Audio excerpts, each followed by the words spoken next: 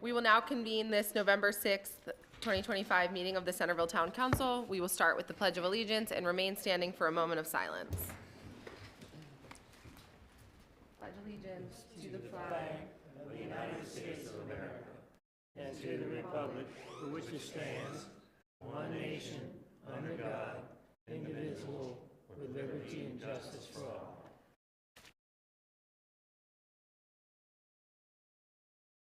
All right, thank you. All right, first up is agenda review. Council members, do you have any changes or additions to the agenda? I have one. Okay, we're gonna have Karen come up in appearances so that she can go earlier on in the agenda. So in just one second, but we'll have you up very super soon, as soon as we can get you up here. That's the only change I have. Are there any other changes to the agenda? Okay. Then we have the minutes from the October 16th meeting, which was our council reorganization meeting. Are there any additions or corrections to the minutes? Could you do me one favor? Election of council vice president. It has Mrs. McNeil made a motion to elect. I'm sure she would nominate Jeff. I think the town will put up with 2 Freds, but not 2 McNeils. So can you change that to Mr., please? All right, I see that. Good catch. Can't have Elaine getting credit for your good work up here. All right, any other changes to the minutes? And if not, I'll entertain a motion to approve them as amended. I make a motion to approve the minutes. I second. Okay, all in favor? Aye. All right, now we're gonna have Karen Luffman, Finance Officer, up for a brief appearance. Good evening. Aye. Just a quick update and hopefully approval. I was talking with Shore United. You know how we have our funds in the ICS, which is our insured cash sweep account, earning what was 4.13% interest. Feds have met this month and dropped rates 0.25%, which drops us down to 3.87. In the next 2 months, December 9th and 10th and January 27th and 8th, there are rumors that Feds will meet again and probably drop 0.25% each time. So Carolyn and I talked with Shore United to see if we could lock in. They have authorized us a 6-month lock-in at 3.5%. And so I was hoping to see if I could get your approval to lock in with that. Would take us November, December, through April at 3.5%. So it's a little lower than the current variable, but the variable drops 0.25%, and it will automatically take us under that next month. Yeah. Okay, I think we should do that. So you just need a vote Yep, on that? just a vote off. Okay, do we have a motion to approve Karen to get us locked in at that rate? Have a motion? Second? Second. Okay. All those in favor? Aye. Any opposed? All right, thank you, ma'am. Thanks, guys. All right, next up, we have an appearance from Jennifer Moore to talk about Heck with the Malls. Some questions for this one. We're ready. Thank you. Hi. Good evening. I am here to ask for permission for us to host the Heck with the Malls Holiday Market. That would be on December 6th, and we participate in at the same time frame as the town, so it would be 10 to 2 on Lawyers Row. And do you want to do spring now as well, or just do the, because I'll be back in the spring to talk about the market anyway, but Let's do it then, if that works. that's fine, yeah. Yeah, so today it's just for the holiday market. Just to close Lawyers Row? It's just to close Lawyers Row. And what you need, so the event's 10 to 2, so you need, We typically an hour before. Okay. So we close it down. If you want to keep it the same hours, I get here roughly an hour before it starts, so 9 o'clock, 8:39. The Centreville Police usually have the signs marked the night before so that folks know that we're utilizing it. And then I put the barricade up around 9 o'clock so that Lawyers Row can stay open all morning. But just to give everybody notice that we're going to use it so we don't have parking cars to work with. okay? And can you just describe it a little bit about what it is that's there? It'll look just like the Activities, farmer's vendors, market, but okay. more crafters. So the holiday market tends to be a lot of crafters and homemade things, Christmas shopping, and we do have some farmer's market items. So if there's food available, Carrie Sue's will be there. We're looking at probably some of the tea companies. If there's any vegetables available, we'll have a few farmer's market things, but it really strives towards the craft and the holiday shopping that the whole town's participating in. And then we start putting out, I didn't put out too much about asking for vendors until we were here this evening, so now I can go ahead and like blow up and work on and callbacks and things like that. So I awesome. wanted to be mindful that we didn't get ahead of ourselves. Yeah. And just for information for everybody, how many years have we done this? 1786 or something. In the 80s? I think is what it says. Oh, my God. The market's been around on file a long, long time. It's the beginning of Centreville, Since the yeah. beginning of Centreville, and it's moved different locations. Okay. My personal involvement has been since COVID started, and we Yeah. were actually putting groceries in the back of people's cars. Myself and Lee Snappinger, along with Carol with Main Street, and all the volunteers that were involved. As COVID went through, those volunteers changed because of the needs during COVID.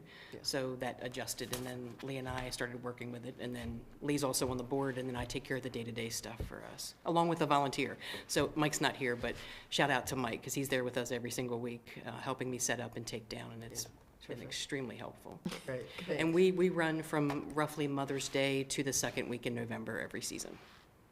And then we have a soft opening just before that, just so we can figure stuff out, plan our calendar. And we come back in the spring, we'll have the whole calendar for things that we have planned, guests and all those And I'm sorts of totally things. confident you'll get what you need in the spring and just think, Yeah, you'll be back anyway to tell us about it, so we'll do it then. we'll be back, yes. But yeah, Heck with the Malls is great. I think it's great. I think we should do it. I think, I would just say let's close Lawyers Row from 8 to 3, just to allow adequate time. If you don't put the barricade up till 9, that's fine, but That way it doesn't just interrupt traffic. that way too if you want to terribly put up long. earlier, you can. Do we have a motion to allow Do for you have that? a date? It's the first Saturday in December. How about a rain date?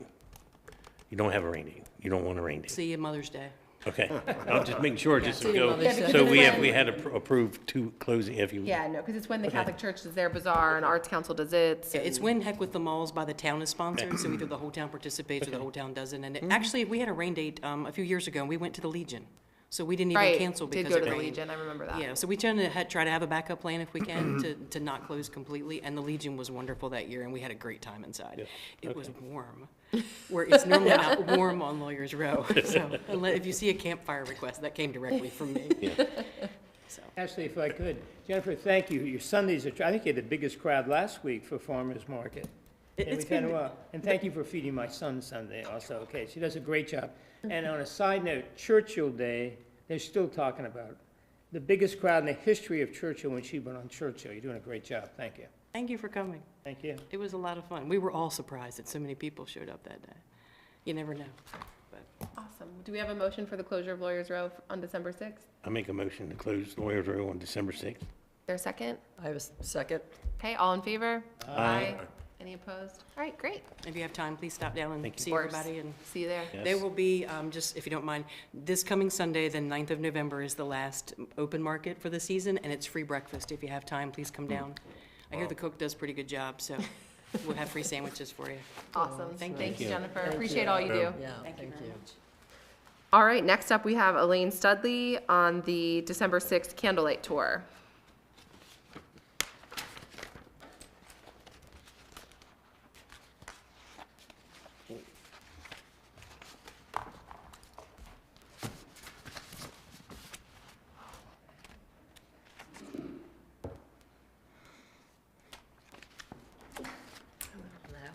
Hello. Aye. I'd like to introduce the Legacy Foundation's President Emeritus and also founding member, so for about 8 years. This is Sharon Cook. You've probably actually seen Sharon Cook in front of you. She has 40 years in the county, both as an administrator, but also owns one of the preeminent retail shops, and has been an amazing advisor to us, and so I asked her to sit today. And she has been working as the chair of the tour as well. Thank you, Fred, for inviting us to the American Legion. And you got volunteers, I did. Good for you. I did. We got a 10-minute chance to speak, and I got 3 volunteers out of Awesome. it, and a donation, by the way. And a donation. We did. We got a Good. donation, so that was well worth it. Oh, I have something to give you, bringing some of the marketing materials. We are changing the format this year. We're expanding the format a little bit to try and include. We can pass them. I have given one for you. It's That's only for okay. them. That's all right. You. I'm sorry, I'm being really cheap with the cards. We put out 3,500 of them, and I used every single last one. So we're hard set to even get them up in the community. Here, hold on. I'm going to go quickly through the tour.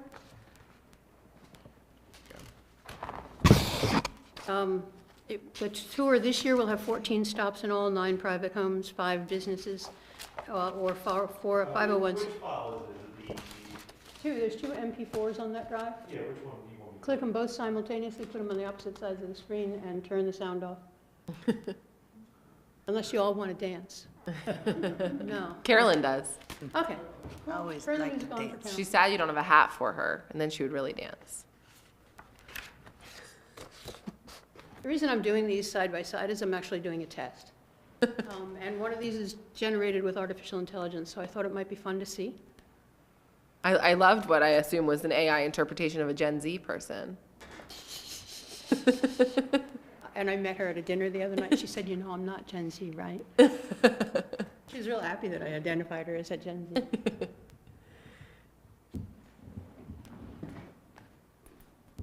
Anyway, I'll keep going on this while he's working on that.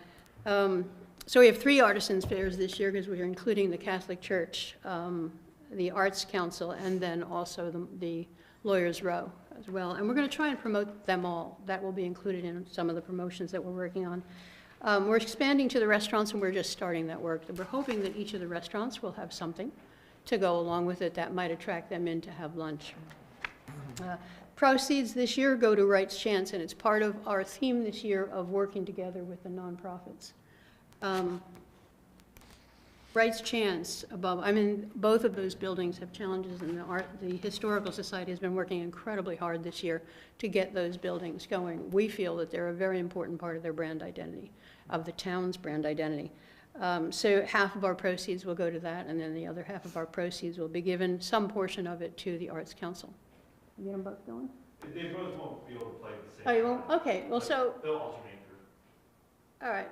This one is not artificial intelligence. This is just a straightforward, and this is a look at what some of the houses that you're going to see. Yeah, there's your Gen Zs. One of the goals was to expand the demographics of the tour, and the reason for that is that the average age of the tour is 67 years old, and that makes a couple suggestions from a marketing perspective. One is this an idea that's aging? Is it an idea that is aging out? One of the things that you would get that suggestion in New York is that they would say, your idea is too old. So we started, this is artificial intelligence, and it's really a bit of fun. I sure wish I had high-speed internet. I mean, hey, me too. I know, right? So that's generated by artificial intelligence. Right now, it's bombing. It's not doing all that well, but we're getting a chance to look at 2 different styles going. We will be using paid internet, and I'll explain that later. This is also artificial intelligence generated. So those are 2 that are 27 seconds long, and they're running on the internet, and they will be running over this month continually. We don't market before Halloween because the simple reason is that before Halloween, there's too much chatter on the lines. There's absolutely no point in paying for anything. After Halloween, we will go hot and heavy on Facebook and Instagram, and the only thing we'll use is actually paid social media. And the reason for that is that it's so inundated with now posts from everyone who has a small business that it's actually flooded the market, and people are not really looking at them anymore. They're just passing by. You don't have any time. So what this does, it will actually target an audience from here to Annapolis. And it will put itself, and truthfully, I'm targeting a more mature audience, one that's more likely to be interested in this kind of thing. This year, we are focusing on partnering. Why partner? We have just become an official corporation, so we have incorporated as a 501c3. And one of the things we've learned from the National Association of Nonprofits is that the degree to which we all work together influences the entire network of not 501c3s. It's really benefited us. We've already learned a lot. Rick Strittmatter's first words for me, why didn't you tell me that before when you were doing this? Because I could have told you how to do it right. So I learned something like day one after becoming a corporation. In the idea that all nonprofits are part of a web, and each time we assist each other, we strengthen all. There's also a theory taught at Harvard that's called cluster theory, and this applies to stores. That the moment you have like businesses together, there's actually a competitive advantage to that. Most consumers believe that a competition in close proximity is not a good thing. In fact, it is a good thing. And so that's true of our nonprofits as well. Anyway, the number one causal factor in the failure of a small business is never, in fact, its own actions, but in the quality of the mentor network around it. And so that's one of the reasons we're focusing on networking and kind of caring about what's going on in all the business. I'm going to go on to the priorities for the tour. We want to expand to a younger demographic. The reason we have the Mad Hatter competition, and it was a riot last year, you saw the hats they showed up. If they, like, no holes barred, and they wore them all day. They were totally fine with that. But it also tests the waters for whether or not this should survive. Now, I will not be here next year. We will be fulfilling a bucket list. We will be sailing to the Bahamas for the winter next year, so we will not be here. And so I have to come up with, we have to come up this year with our replacements if this is to continue its life. And we don't know exactly where that's going to come to. This year we also focused on historic homeowners who were the younger group and owned the new homes, and they are mind-bending. You are all invited.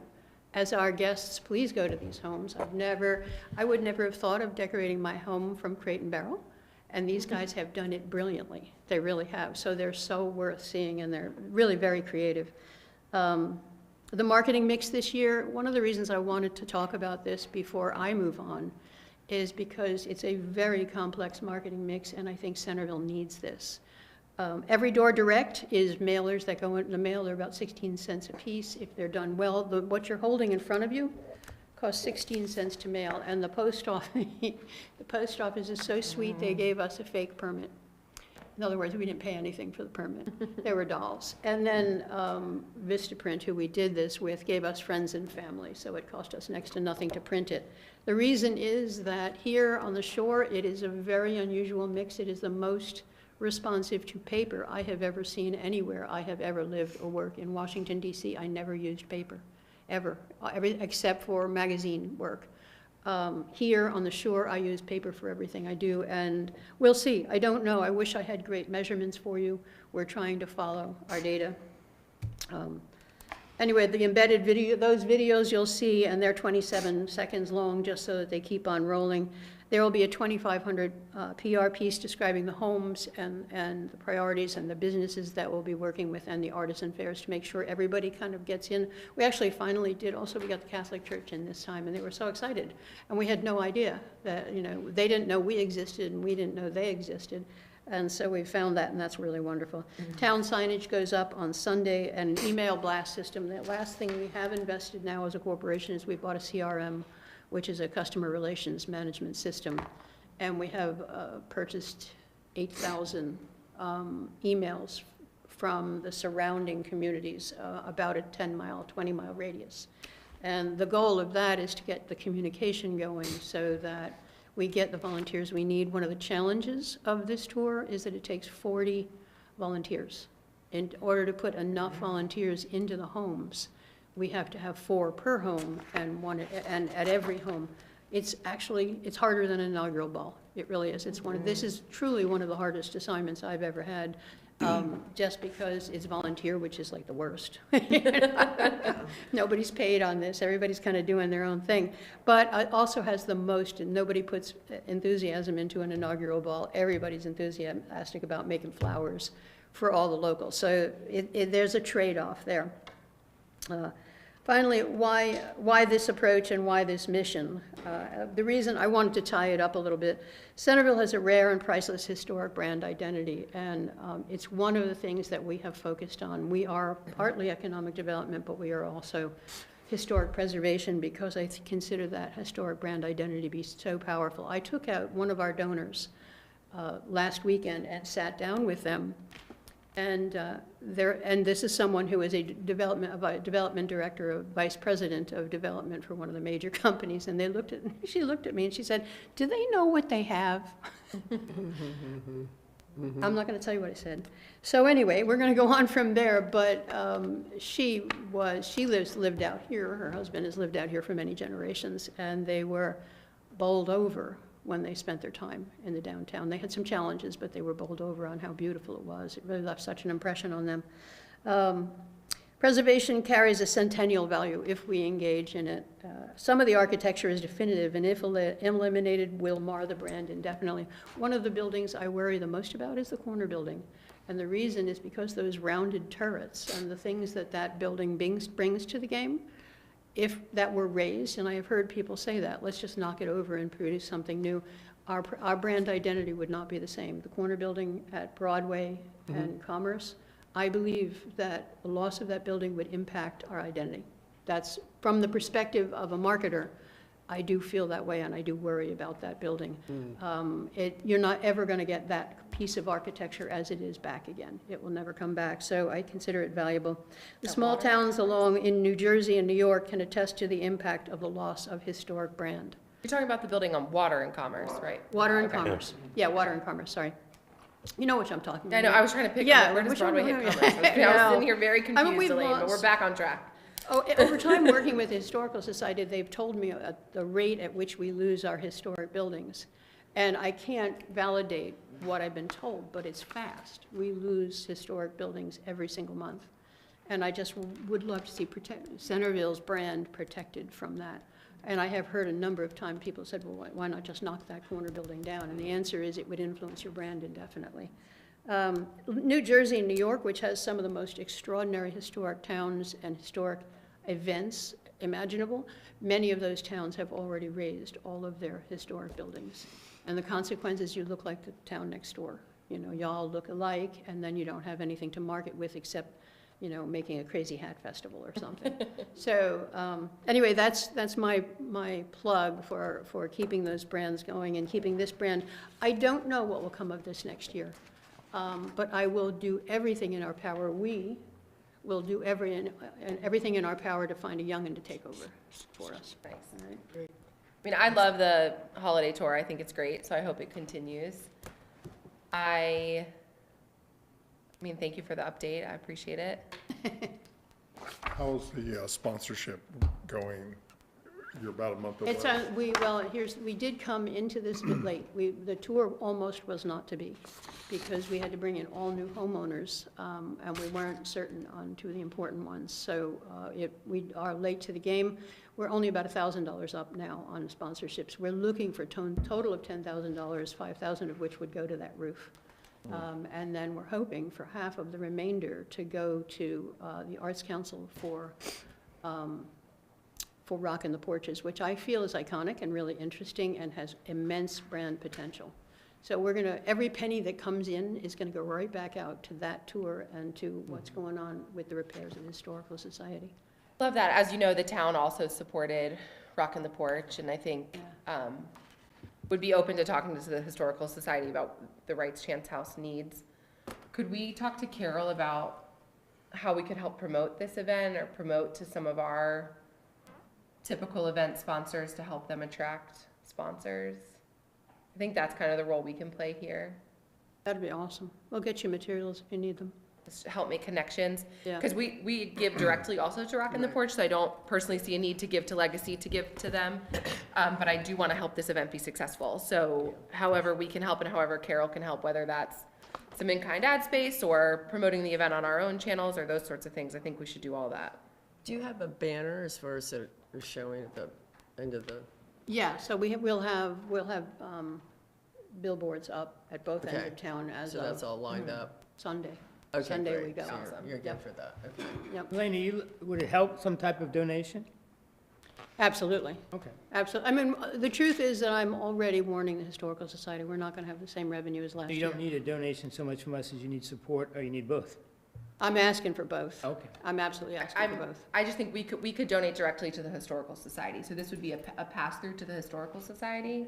I mean, the Sky, I get the notice that we have about $1,000 we can give towards donations total for the year. Total for the year, and So- we have, like, we gave $750 to Rockin' the Porch last year. We'd probably want to see that. So why wouldn't we continue to do that rather than give money to an organization that intends to pass it through to that? Because Okay. this organization has done a huge amount for the town. We've been in existence 8 years. We've given $32,000 to your downtown. To say that we're not as deserving as one of those other organizations. That's not at all what I just said. Oh, yeah. What I said is what you're sitting here telling us is that the intention is the funds that you collect to be passed to the Historical Society and the Arts Council, which I also think As are a great. strategy to But- improve communication. Right, but the town could also give money directly to the Historical Society and Excellent the idea. Arts Council. Great idea. Great idea. But I think we have, as listed in your thing, we've given over $32,000 to improve the downtown. And this is the first time we've ever asked for anything. Yeah, I don't have any problem. If we have $1,000, $100 would help, right? Anything would help. I'd like to be able to put on the banner that the town of Centreville helped. Yeah. I mean, I'll make a motion, it certainly can be voted down if you'd like, that we donate $100 directly to them out of our 1,000, you know, you spend the 1,000 the way you want to, but I would certainly be in favor of at least $100 nominal donation. If you've given us 32,000, that's a pretty good deal, 100 for 32,000. It's honorary, it's an honorarium. It's a vote of faith, which I think we deserve. All right, there's a motion. Is there a second? Just so I understand, so I'd like to see Fred, we give them directly $100. directly to the See, legacy, right. Legacy. not to the Historical Do Society. both. I thought, Ashley, you were suggesting, I was suggesting that we already give directly to the Arts Council, which is one of the things Legacy is saying they'll support with this money. And if the Historical Society came and talked to us about the Roof of Rights chance, that would be something for the council to discuss. Right. Yeah. okay. I would agree with that. So is there a second? Sure, I'll second that. Okay. All in favor of donating $100 to the Legacy Foundation for the Holiday Candlelight Tour, say aye. Aye. Aye. Any opposed? Okay. Thank you. Thank you, Lance. We will now enter a citizens forum. Citizens are requested to keep their comments to 3 minutes. Are there any citizens that wish to address the council?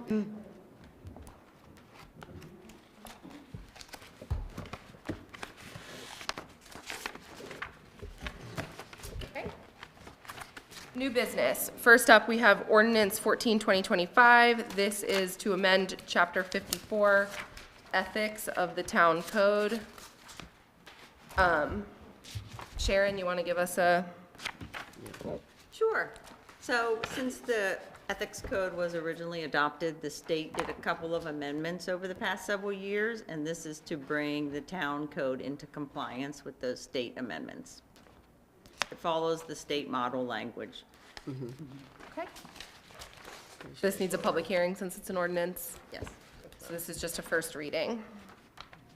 All right, when will the public hearing be on that? December 4th. Okay. Great. Next up is Resolution 11-2025. This is Public Works Agreement. Sharon, you want to? Sure. So this, you approved this public works agreement and the allocations associated with it at a previous meeting, but it showed 16 allocations for that previous approval. And when they went back and looked at the calculation, it actually needs 17. So this is to revise that and make it 17. Okay. Do we have a motion to approve this Public Works Agreement? Actually, can I just ask a quick Yeah. question? It says here, whereas it's been determined that 2 additional allocations are needed You have for the- total, that- is that gone? We fixed it Oh, from it's when in you the new got one. yours, so I Okay. apologize, yes. So We had it- 2, but yes, it went to 1. So it's 17. It's rather than 17. 18. Yeah, 17. Thank you. Because I had multiple questions about 17 versus 18 in that document. We originally thought it was 18. It turns out it's 17. So the version that was in the first packet was 18, and now it is It is changed back to 17. So the new packet that was distributed tonight by Gay should have the correct 17. Is there going to be other conversation about that whole concept, or no? I mean, we approved it previously for 16, so this is asking for 1 additional allocation, which I personally appreciate the transparency of. Certainly could have waited until recalc, right? I mean, in a year. Right.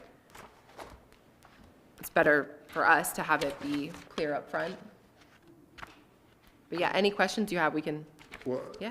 in the document, it talks about, it doesn't have a page number on what I'm looking at, but on the resolution, it talks about it being, based on the plan being completed by 2031. What assurance do we have that we're going to be completed with this by 2031? Because I think that could impact this whole You're looking at the you're discussion. looking at the sewer allocation. allocation policy. Yeah.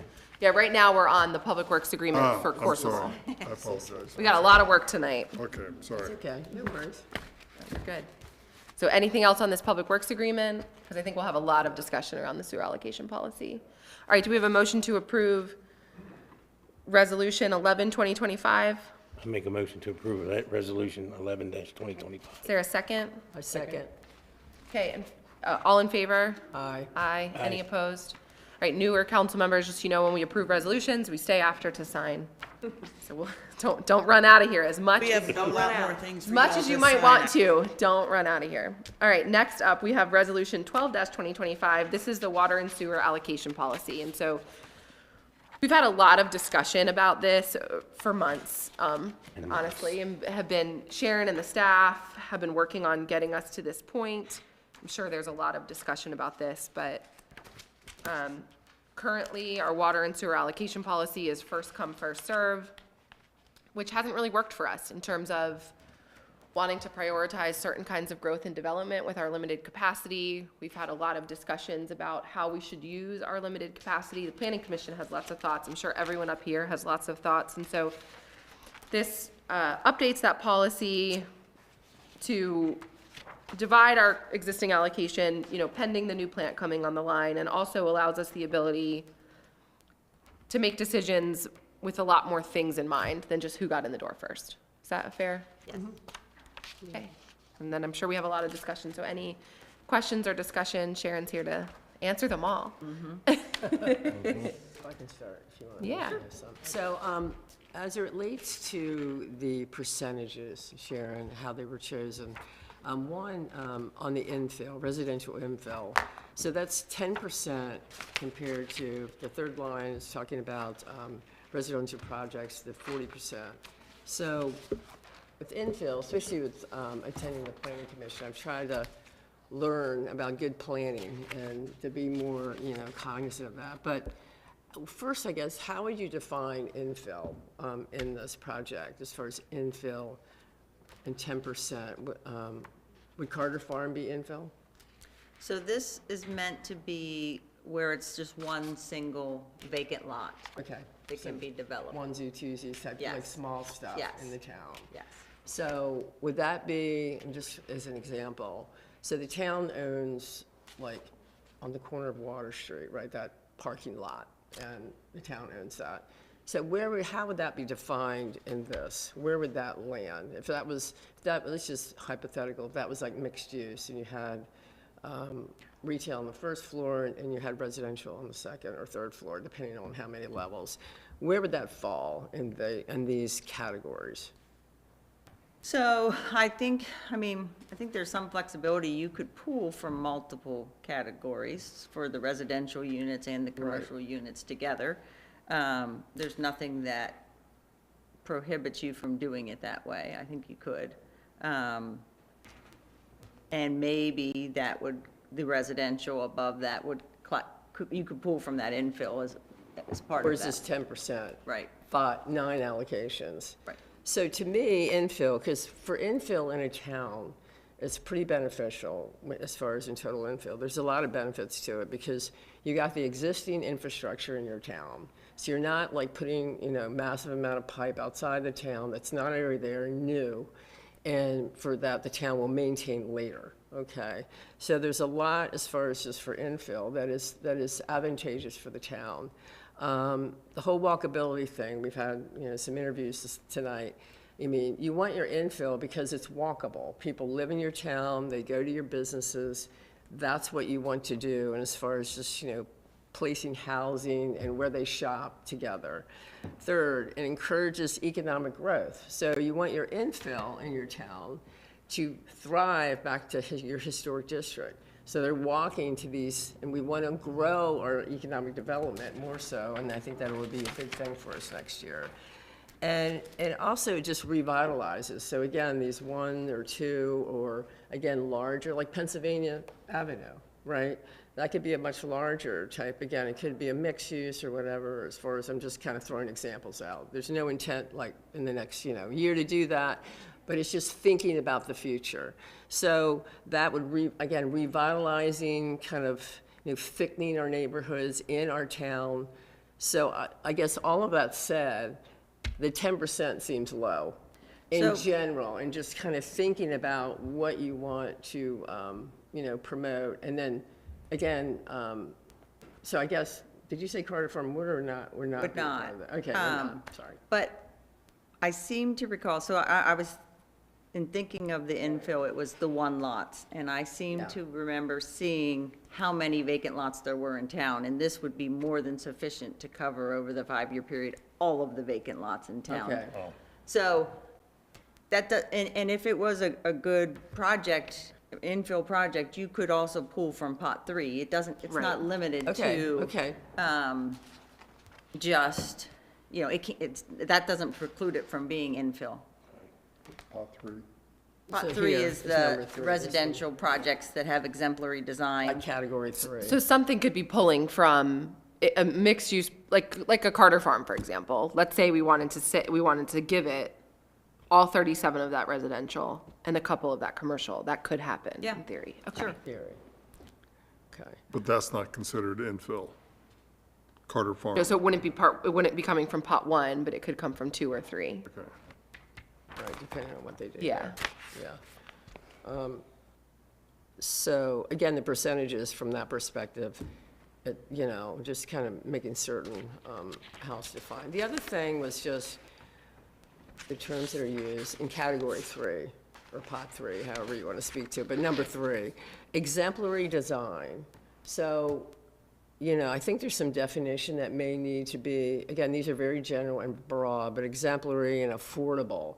Like, how would we define that? Like, that's a very, again, in just my research about affordability, in our economy, in the state, in the country, attached units are more affordable units to people, whether they're townhouses, small cottages, which are smaller as far as square footage, condos, things of that sort, just, a variety. So I think it's really, I think it would be beneficial for this to kind of speak to what affordability, how you define that. Because I remember we've had a public hearing when someone was wanting to do some above the, you know what I'm talking about. Yeah.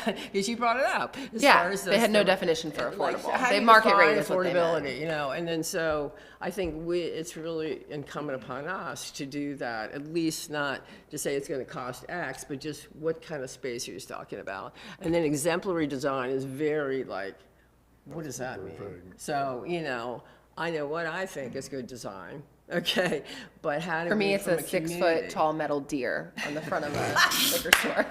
So anyway, so I think these are just some things we may want to flush out and just give a little more meat to the bone on some of these. I think it's important as it relates to that. But I almost feel like not doing that is what gives the council the flexibility to have conversations like we recently had. If it's super clearly defined, then we're going to be in a situation, we might as well say first come, first served, because it's going to be first come, first served under these things. And what I think both the planning commission and members of this council, at least I speak for myself, were looking for was more of an ability to steer developers towards what we want to see. Yeah, absolutely, yeah. I mean, I don't disagree with that at all. And so Yeah. if someone comes in here with a 6-foot tall deer, just as like a totally random example, we could say that's not an exemplary design. That we find this to look like a garage with a massive deer on it, and that doesn't qualify for allocation. Whereas if we say exemplary design is this, it's, this certification or this, that, then I think that becomes really limiting in terms of developers' desire or willingness to meet with the town and flush those things out. Whereas this gives us something to talk about.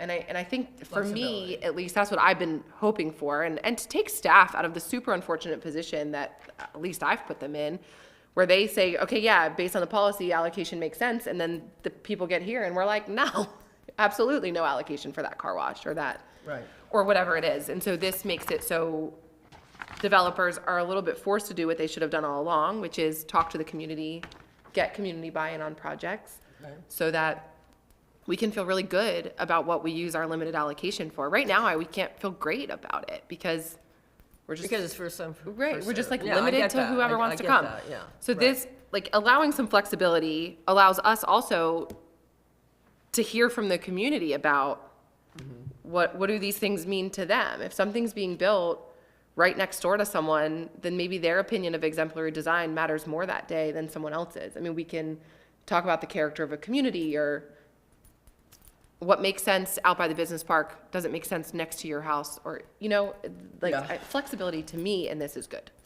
I don't know what the criteria was for establishing the percentages, but how rigid was this intended to be for the percentage for residential or That you, commercial? Kip? I came up with that, and I just really did. Come on 50 up, Kip. I can't believe we're talking about sewer allocation policy without you up here, honestly.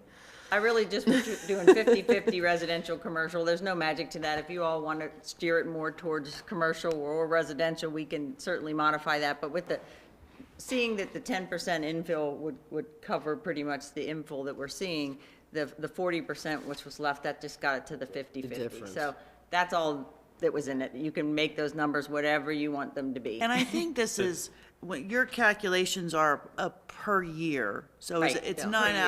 allocations, like it would be 9 infill per year. Right. Which I don't even know that we have that. Right. coming every In development, We have that many. as you guys know, there's a little bit of a chicken and egg element to development. So, we need some more rooftops to get some of the commercial we want to see. But we need more commercial for the tax base. So I think a 50/50 split makes sense from my perspective, from just the conversations we've had and that the planning commission's had and the types of applicants we get. But Those percentages, like Sharon said, is up to you to decide, but it was a formal council, or a council before most of you were sitting there, that asked for that to be included in it. So, Sharon's put a lot of work into it, and I put a lot of work, as well as Carolyn, into this thing, and it was brought about by council's request. So we're Much not of the locked in information. stone with this? oh no, this is the Should we- moment to Strike make of a those key to edits. change Yeah. that percentage to whatever you all want it to be. Should we have a big commercial investment all of a sudden this year? That might change what we may want to look at in terms of the percentage split between. So we'd have to do that by resolution. Right. So this, passing this resolution would lock us in on these percentages. But we could by resolution change it if we needed to. But this would the idea is to give developers some sense of direction before they kind of bother to spend a bunch of money to come. I mean, what we think run that's into important. recently is people feel like they have the town over a barrel because they've paid for design and engineering and all these things, and then we decline EDU. Well, this kind of changes the order in which people should probably do things. I think it gives a little bit of a roadmap, right? I mean, first time ever, now I say, hey, this makes sense, we can change it, but you are dealing with 90 units and you're dealing with percentages. I think that's great. The only problem I have, just because I don't understand, I'm late to the dance, all right? The figure of 5 years and 19, following up on what Fred said, is 1931 a reality for a new wastewater plant? I mean, is there a? Well, 1931 is 2031. out of 2031. options. Not 1930. Heck, I was around in 1831. I didn't even catch it. Some of you folks are new. Let me explain it this way. Yeah. We started this whole process of looking to expand the wastewater treatment plant in 2017. Right. All right? It's taken all that time and many different councils to get to where we are today. So what, So at the time, when we started this, we had planned on having a new wastewater plant built and in operation in 2026. okay. All right? That's only, 2 months away. several weeks away. All right? So what are we You waiting know. for, Kip? Yeah. And it would have been much cheaper then too, but So Kip, let me. we are where yeah. we are, so yes. So I still don't quite understand it.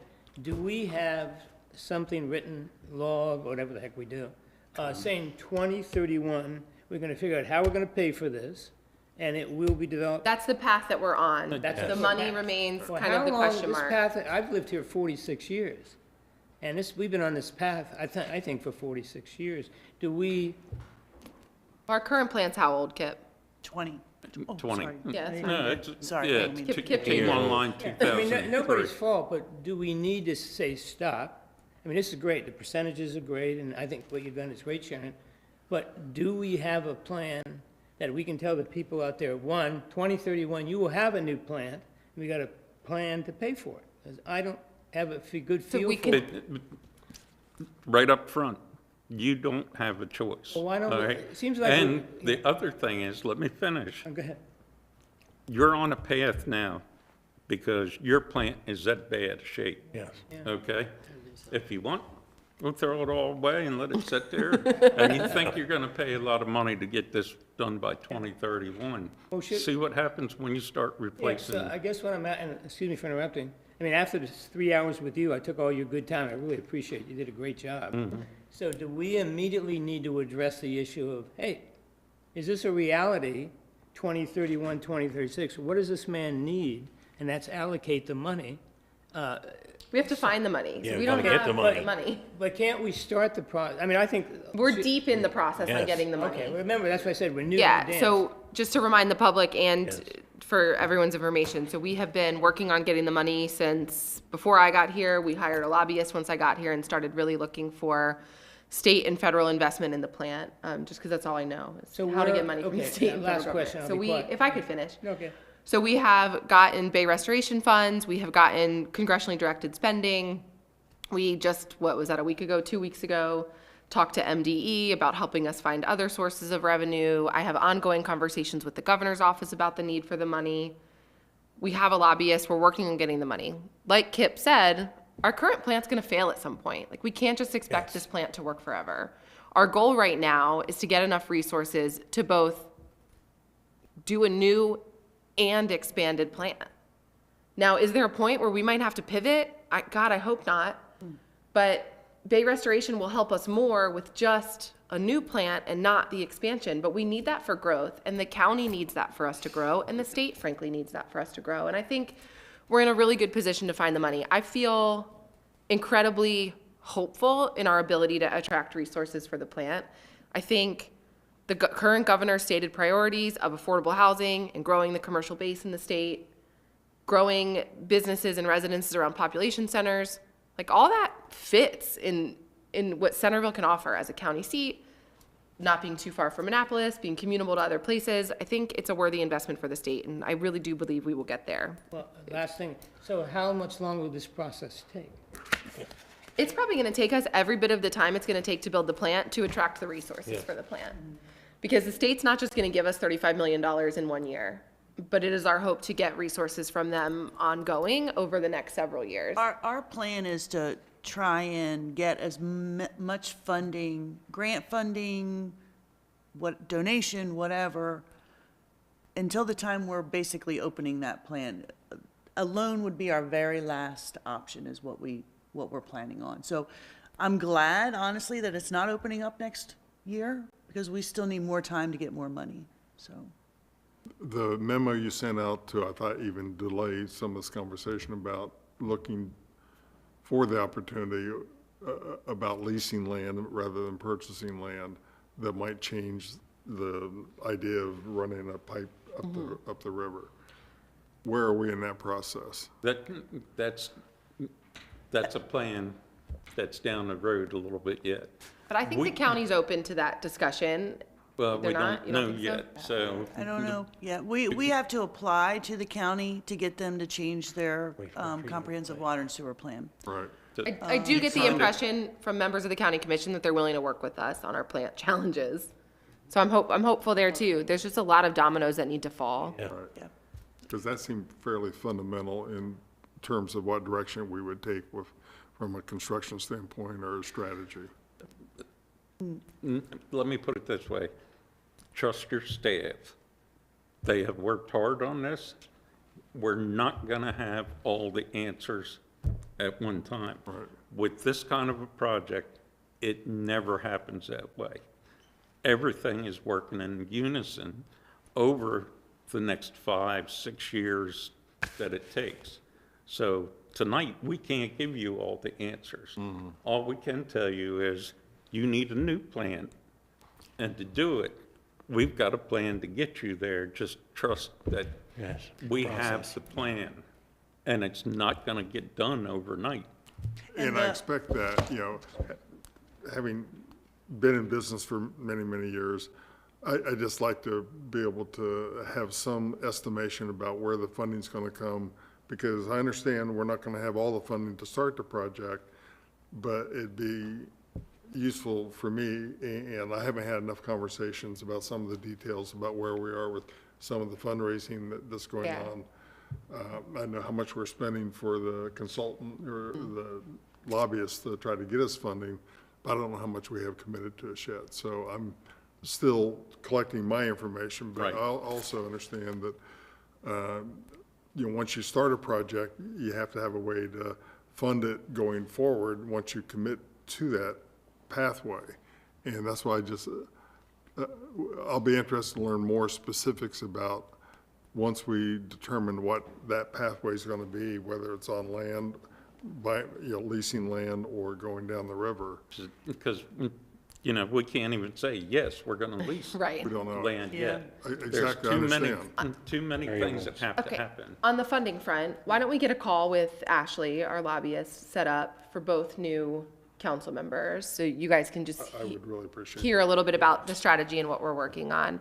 I also think what we all need to remember up here is that everything we're trying to do to attract funding is to avoid saddling the town with a loan. We have spent the last several years paying down substantial debt Right. that past councils had incurred by an unwillingness to do things that needed to be done, to put allocations in a side account, to raise water rates, all the things.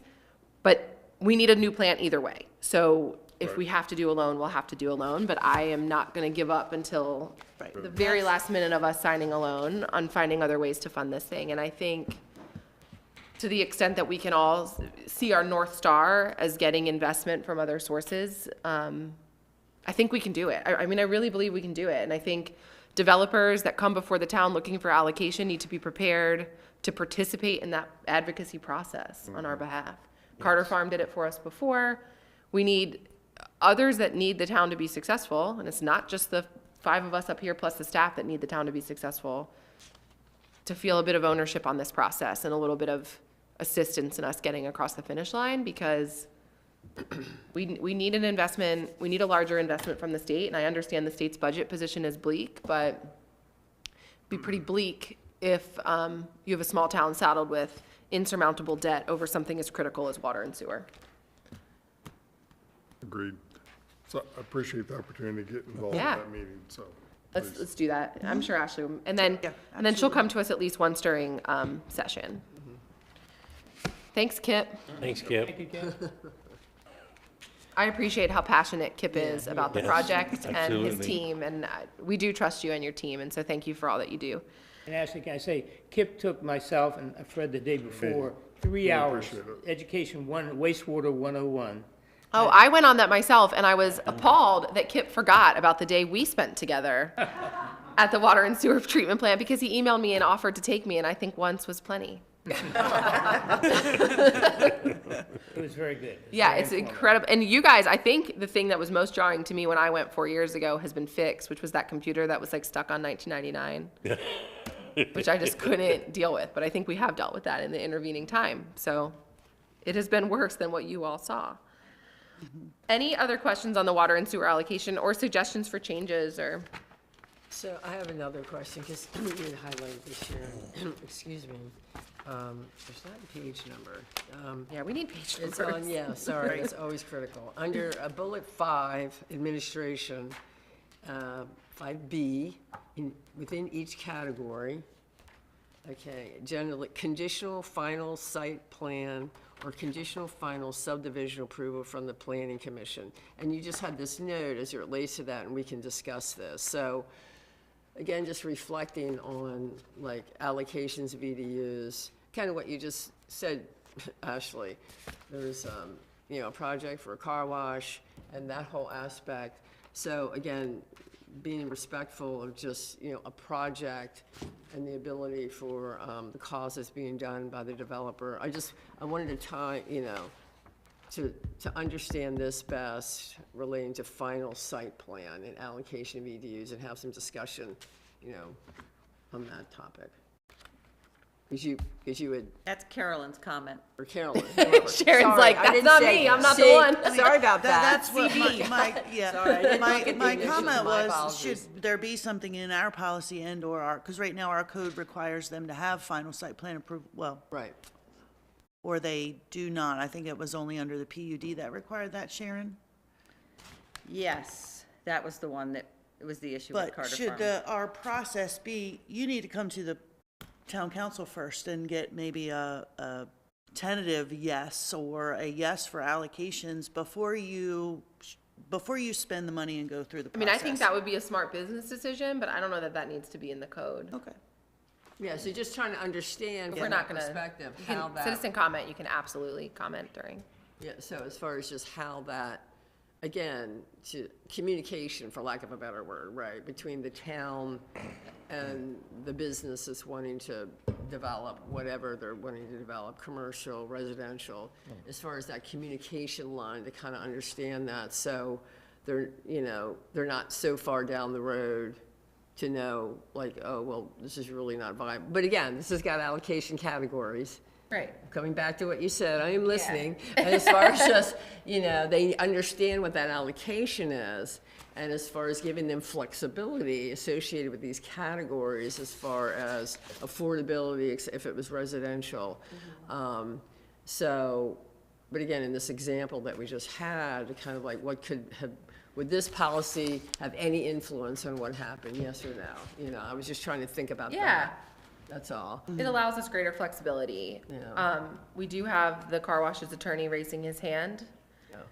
If we want to just be super just out of control tonight and let him come up, because this is a resolution, it doesn't have a public hearing, so this would be the one opportunity for someone to weigh in before we potentially act. So I could be persuaded to allow you to come up if people would like to hear from. Sure. Okay, come on I up. think information's always valuable. I didn't realize you weren't going to take public comment, so I would have done it before, but the context is helpful. So I really have, and this isn't about any specific application, I have two comments. Okay. Or one, I guess, is a question. So this policy applies between now and 2031, but it talks about fiscal years of June. So if you count it, this doesn't address what happens between today and June 30th of 2026. It talks about 5 years of allocation, so that's July 1st of '26 through June 30th of 2031, but it's silent as to whether, does it mean you can't grant any allocation between now and July 1st? Or does anything you do over the next 8 months come out of the first year? Right. We don't have to resolve it tonight, but I think there's a big gap Yeah, there. I think I must have misjudged, thinking it was. Right, so we need to back it up. Either we need to divide it by 6 potentially and adjust the percentages accordingly, or, Well, the percentages would stay the same, but the hard numbers would change. right. Numbers would Yep. change. It does say you can grant them in advance, but they can't be used until that time. But Okay. if everything you do between now and July 1st comes out of the first year, you may get to July 1, '26 and Right, and no, not that's a have great as point, much. okay. Right. Yeah, Okay. it was intended to be applied to this year. So it's When I- 77 allocations per year. Okay. I thought the EDUs would not be committed until certain permits or certain processes. were Right, but he's completed. saying someone could get through these processes Or within that. within Between that between now time. and July So 1st. if we're making it 6 years, it would be, it's 76.66, so 77. Whatever you don't allocate rolls to the next year, so whatever you don't use. Yeah. Exactly. Right. I will say, once we get close, and Kip can correct me if I'm wrong, when we're at the end of fiscal year 2030, and we're pretty well under construction with the plant, they may start opening up those allocations, so it Right. might not be an issue. But we certainly can divide it by 6 years. So, yeah, I'm just trying to figure out the hard numbers, okay. And That's so then not my the part, second comment guys. does relate to this approval concept, and not just about the car wash, but just in general. The town, I think, generally would be better suited to have someone come to you with a well-designed, comprehensive plan for whatever they're gonna do. If that's Providence Farm or Carter Farm or something else, getting a full vision of everything that's planned and getting something that's really well thought out I think is better than getting snapshots. But as this policy is drafted right now, it does not allow anyone to get any clarity or certainty. So, we have this ambiguous standard of exemplary design, which is subjective. And it allows an applicant, allows someone to file an application after they've obtained conditional final site plan approval, met all of their conditions, and they pay the 20%. They have no idea whether you will find their deer sign or whatever they're doing exemplary or poor. The planning commission and your volunteer planning commission, your town staff will have spent hours and hours and hours on design, and everybody might look at it and say, this isn't our design, we're sorry, you're out. So they lose all that investment, you lose all the time before the staff, and the applicant gives you $1,000 for the privilege of appearing before you, and then that's the end of it. I really think it will discourage people from investing in the process. So if there's a way in this process that you come to the town council first, you share a concept plan for a tentative determination, and they can have that exchange, and everybody can say, okay, this is exemplary design, this is what we want, these are the recreational amenities we want, this is the type of commercial, whatever it is. If you could grant some kind of tentative commitment, it wouldn't be final until they Pending the get planning site plan commission's approval. decision. Um, Yeah, and I think that's what Councilmember Huffer was Yeah, I saying. was trying, but again, I may have not but articulated it well, but I was trying to because I want it to be fair on both sides. Agreed. That's all, yeah. But I think I just also think that, I mean, I can be persuaded, but I think that can be done in practice now. And I think the rough conversations that we've had about EDU lately, unfortunately, have both been with your firm, but the council, in the case of the liquor store, members of almost the entire council, in fact, went to the planning commission. It couldn't have possibly been more clear to that applicant about all the things, about the design, the project, et cetera. And so a decision to just full steam ahead and then get here and be like, what do you mean? What do you mean you don't like the project, was a little insane, quite frankly.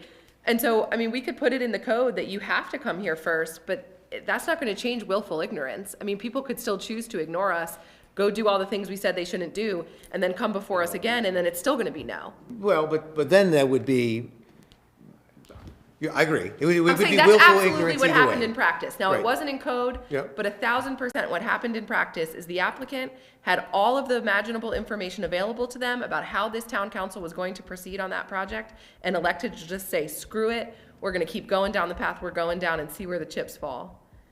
No, I understand that, but the council could also say, we're not going to, we're not going to engage. Yeah. So then, then you're stuck. I like the idea, excuse me for interrupting, I like the idea that they would come in with a plan, and we get a little preview of what's going on, and then as the process continues, certainly it would help me as a council member understand what your plan is, right? Like I've reached out to the car wash people, what's going on? I want to see where you are, what you're thinking. Sandy's excellent points about, I think you wanted from 28 to 14, whatever it was, doesn't matter. EDUs. But the point being, I think that's a great idea. Come to the council at the beginning, kind of an overall plan, get us a feel for it, and then let it keep proceeding. And I think the other aspect of that I would encourage you to think about is, if it's more than just come get feedback and do what you want with it, if there would be some kind of tentative commitment. If somebody comes to you, and I'll pick Carter Farm and say, okay, that requires growth allocation, it requires a great deal of design, and that's a much more time-consuming process to master plan and design than somebody who wants to divide 6 lots. So if someone is going to spend the time and do all of the architecture and the detailed environmental planning and everything to get to a final site plan, they'll be beat by the guy down the street who says, I need 6 lots.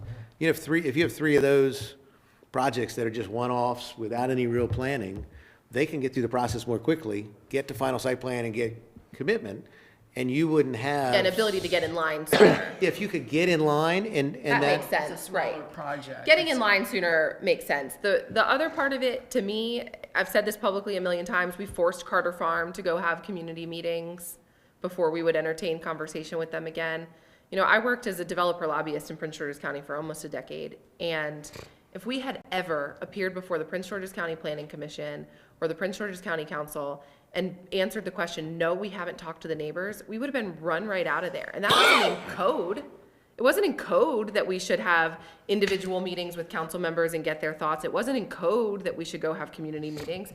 It's just the way you should conduct yourselves as a good corporate citizen who wants to come and build in a small town or come and build anywhere. And so I've been befuddled since the very first day I sat up here that developers think all they have to do is meet with Kip and Carolyn, get through the planning commission, and then you're good to go, whether the neighbors ever knew about it or not, whether the council ever knew about it or not. And so it disappoints me, the thought that we would have to codify every little step for developers rather than them coming to the town to just do the right thing. We have an example of Comcast, who we're going to discuss next, who's had many conversations with the town before they asked for their first thing. And like, that's good business, is to have those transparent conversations. So we're not denying people EDU at the 11th hour, so that they've had conversations. The other liquor store in town met with me, they met with Jeff, they met with others, because they didn't want to invest a whole ton of money into a process if it was going to be shut down. And so, sure, we can codify every little step, but I find that disappointing, and I hope that developers and the people that represent them look to the town in a more collaborative way than they have in the 4 years I've sat up here. So I think that's fair, but I would say my comment is more geared towards some kind of tentative Yes, getting in line, or placement, I'm with because the getting in line. That's the piece that then gives somebody an assurance. But I just hope you and others that might only listen to portions of our meeting, as you yourself admitted, that they hear what I'm saying, which is, if you're bringing a development to the town of Centreville, do the work to have some buy-in from not just the people up here, but the community, because we have limited allocation to give out. We're going to put it to work for the residents of Centreville to the best of our ability using this new sewer allocation policy. And I will be joking about the 6-foot metal deer forever, but I would love to see plans that come in here that are congruent to our design standards, that meet the laws of the town, because like the foolishness is I'm done. Like, I'm done. We have limited allocation to give, and it's going to go to people that follow the process and that treat the town and its residents with some level of respect. That's very fair. And I just think if you can make some informal commitments, then that gives people the ability to say, okay, we've shown the respect, we've gotten an assurance that there's something there for us, now we have to go through the process to finalize it. And I Yeah, think how would that's we important. word that? Because I agree, there should be some way that they can get in line. If you all are okay waiting to the next meeting, I'd like to have a little bit of time to try to figure out how that works in. Because I don't know that I can do it here on the spot and have No, it be yeah, said. let's get it right. Yeah. Let's do. And I don't think it should be indefinite. Like, it should require, if you come in and you get in line and you say this is good conceptual exemplary design, you're in the right process, you got to stay in the process. You know, you have to Yeah, it can't be continue. 2 years later, and you're like, hey, remember diligently when you. pursue your approvals, and if that means it's 6 planning commissions, great. If it's 2, fine. If it's 10, fine. As long as it's iterative and you're working through it. This council can change every single year, so at someone's peril, Right. they wait that long. I mean, it's different people up here all the time, so. As a prior business owner for many, many years, I understand and respect the need for any business who's going to make a significant investment to have some sense of there's some continuity here, there's some buy-in here, and there's a reason to continue investing in this project going forward. So I'm fully on board with that and feel like we have to find a way to give, an investor who's wanting to invest in our community, a good sense that we're on the right path and there's continuity here. And as long as we keep progressing with, permits and designs and working with the council, I think there needs to be a way to communicate that and provide some acknowledgement that, there'll be an opportunity for the EDUs or to support that project. I agree. Yeah, I agree too. I just think maybe we should bake in some additional developer requirements that have to be met. Next meeting. That's all I had. Thank you. Good job. Thank you. Thank you. All right, so we're gonna table this till the next meeting, pending some further revisions. If you have things you wanna see, reach out to Sharon, if you have ideas of how we can incorporate this, and then we've talked for a long time about community notice requirements, and I just almost wonder if we don't bake some of that in here. So I do have, I actually developed a citizen participation plan. It's a pamphlet that I have. We've just never codified it or anything like that, so that is something we can definitely. We could put maybe there's elements of that are what get you in line. You have done the things that gets you the ability to come here and get that conditional yes. Right. That way we're not we're working off of something. The concept has some buy-in from people, the developer has shown good faith, then we show good faith in return. Yeah. You gotta be up here if you're talking. But yeah, that plus exemplary design, right. So, get your deer ready. I'm never gonna forget that for as long as I live, guys. All right, Thank you, Sharon. we will go on to the next thing, which is Resolution 13, 2025, which is the Comcast franchise agreement. Comcast worked with Sharon on this. I sat in on, I think, the last meeting. It's very over my head. It's not something I am not an expert in cable franchise agreements. With Sharon, kick it to you. This is very similar to the one you all approved a few months ago for Talkie. It's just obviously a different provider, and the term is a little different. They requested that change. So one of the things you'll see in the near future as a follow-up are some code amendments to make some of our provisions are pretty outdated. They've been in place for a long time. So one of the things that's been holding this up is that our code is outdated, and we say we can't, we've got to abide by our code. So this was kind of a compromise to change the term, to give them a little bit more flexibility, while we simultaneously try to update our code as well, to try to bring that into the modern age of what these kind of things, how they operate, because it's a lot different than it used to be. So I'm happy to discuss any of the terms. I don't know that you really want me to go through the entire agreement. So Fred has, I think, a question about, If I can, to me, one of the most important things for the town to be aware of, if you go to page 6 Did one of these of make it to 37, Sharon? you should each have a copy. Yes. Fred, I think it's passed around. The Public Educational Government, or PEG channel, and this is why this is important to us, a couple of reasons. I was on a negotiating committee when the county went through this about 20 years ago. FCC requires, now it's required, not mandatory, but required, that the people listen to us, and we get a PEG channel station. So when you turn on cable, say we'd get channel 8, you say, well, so Fred, what does that mean? It's ideal for emergency situations, it's important announcements, doesn't cost us a penny. The county negotiated the following: 1, we got the PEG station, absolutely free. 2, we got a percentage of their income, and we're allowed to negotiate up to 5% to buy equipment, et cetera. You don't need announcers, you don't need what this gentleman's doing in the corner. You basically need a secretary to get online and put an announcement up. Christmas parade, December 7th. it's a holiday parade, but yeah. Holiday parade, whatever you call it, okay? But the point is, you can put emergency announcements on, tree falls on 2/13, hurricane coming, yada, yada, yada. But I think if the county can do it, we can certainly do it. We go back and ask them, look, okay, yes, thank you for putting the PEG station in, but we want to be treated like the county.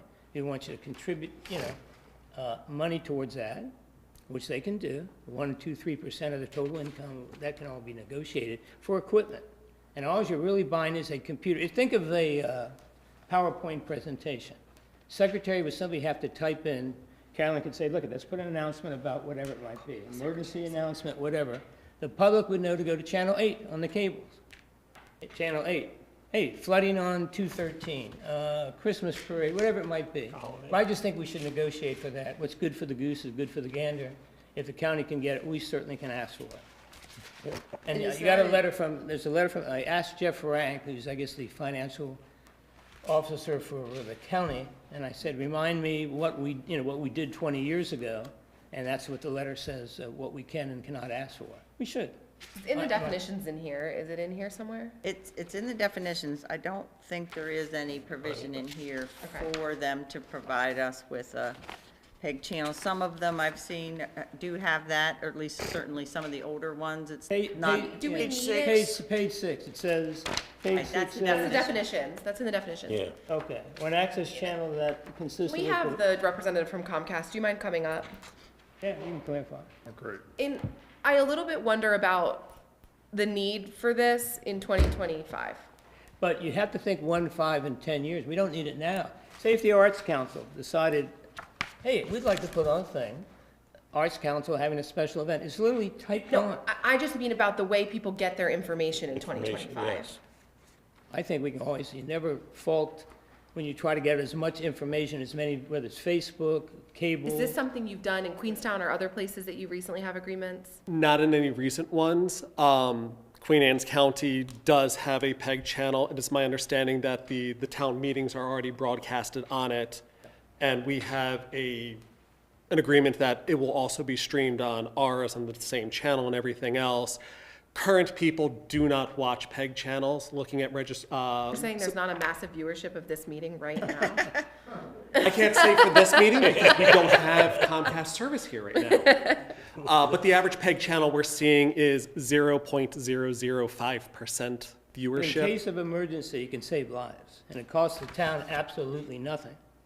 I just wonder, we have our emergency notification system that we have an MOU with the county to operate.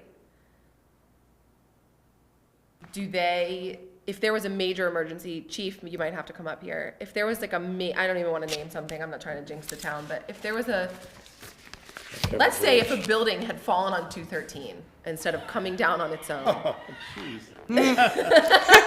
that can't happen. Let's say if that had happened. Oh, you had to open that up. And we had to do an emergency alert. You would do it through the county's alert system that we have a relationship with. yes. Would they then put that on QACTV? Something that catastrophic, like a building in the highway? Well, I can't answer what they But would we do think- or do we not think do, they but would? I would assume that they would give every effort to every channel to get it out to the public as they can, whether it be through the TV or through our county alert system, which is Everbridge. Everbridge. Yeah, I would think they would use every effort in every avenue they could to do that. As far as the town goes, we do have the ability to use Everbridge, and it gets out to, we can distinguish it as to whether it goes out to every citizen in the town or just specific to that area where the emergency is occurring, depending on the situation, obviously. So like if a building collapses, obviously, we would probably want to send it to everybody in the town because we have people that traverse through, Right. not just living in this one area. So that, obviously, we have social media. God knows everybody's on social media all the time, it seems like these days. So that would be probably Sure more does. predominant than, I just wonder if we should negotiate with the county to like add to maybe our agreement around Everbridge, that in critical incidents, we want our messages on this as well. I just wonder if this is unusual in recent agreements, because like you just came to Queenstown, right? So you have a very recent franchise agreement with them. Correct. Yeah, that seems to make sense. If people aren't going to watch two PEG channels, so if the county already has one, Has one. and you could get an agreement with them to use theirs in Or a true emergency emergency. messages, you know, yeah. your citizen, every citizen of Centreville is a citizen of Queen Anne's County, so they would have an interest in making sure that, Right, I would think Beth would be open to that conversation. Well, remember, PEG stands for Public, Education, and Government.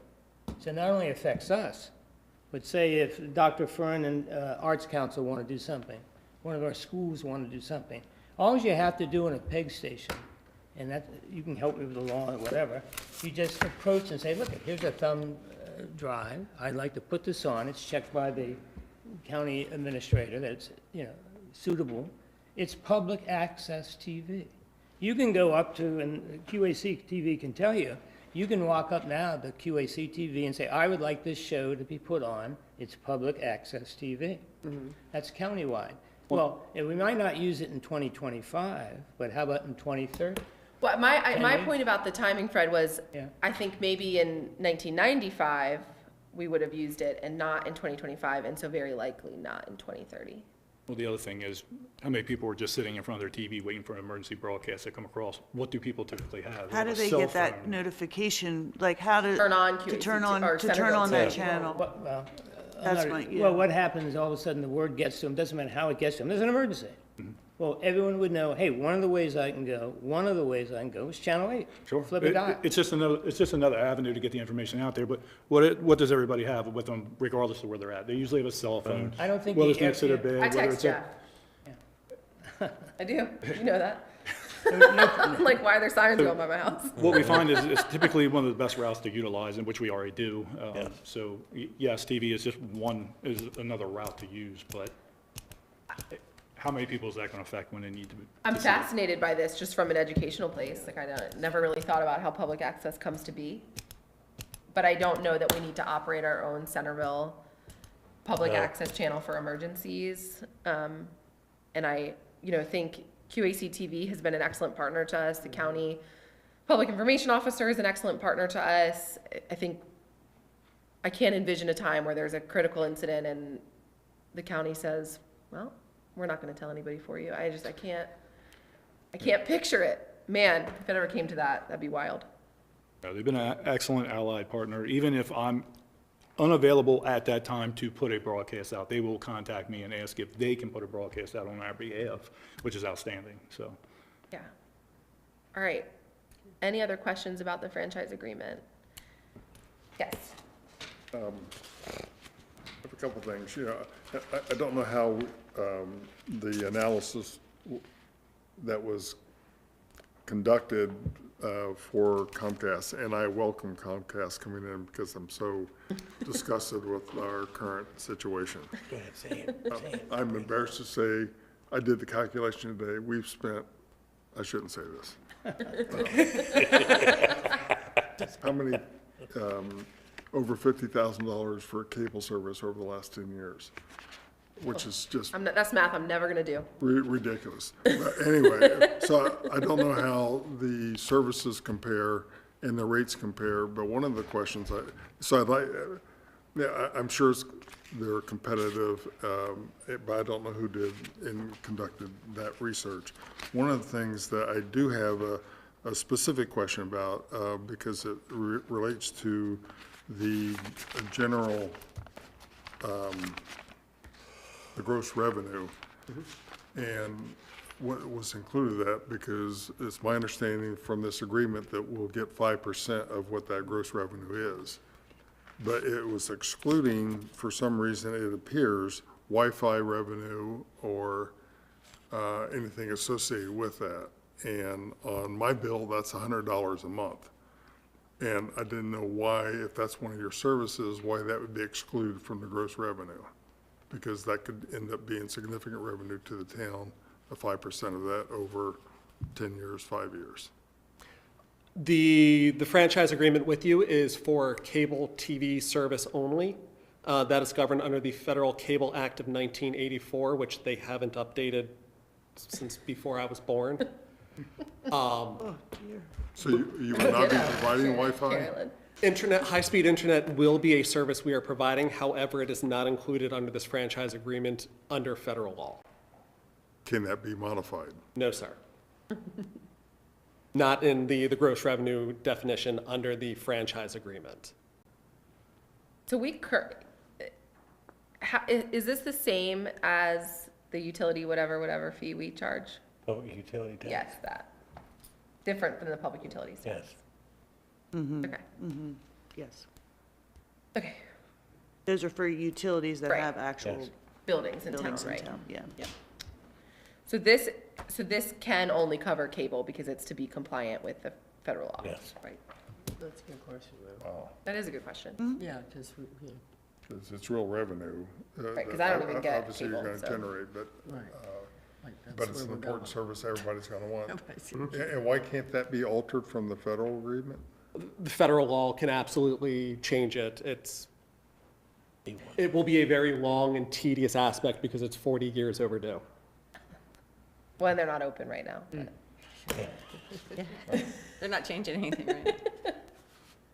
But you will bring in Wi-Fi, so, High-speed internet will be one of ours, voice, all that. Voice, cell phones, Cell phones, everything, home phones, all of our services we will be providing.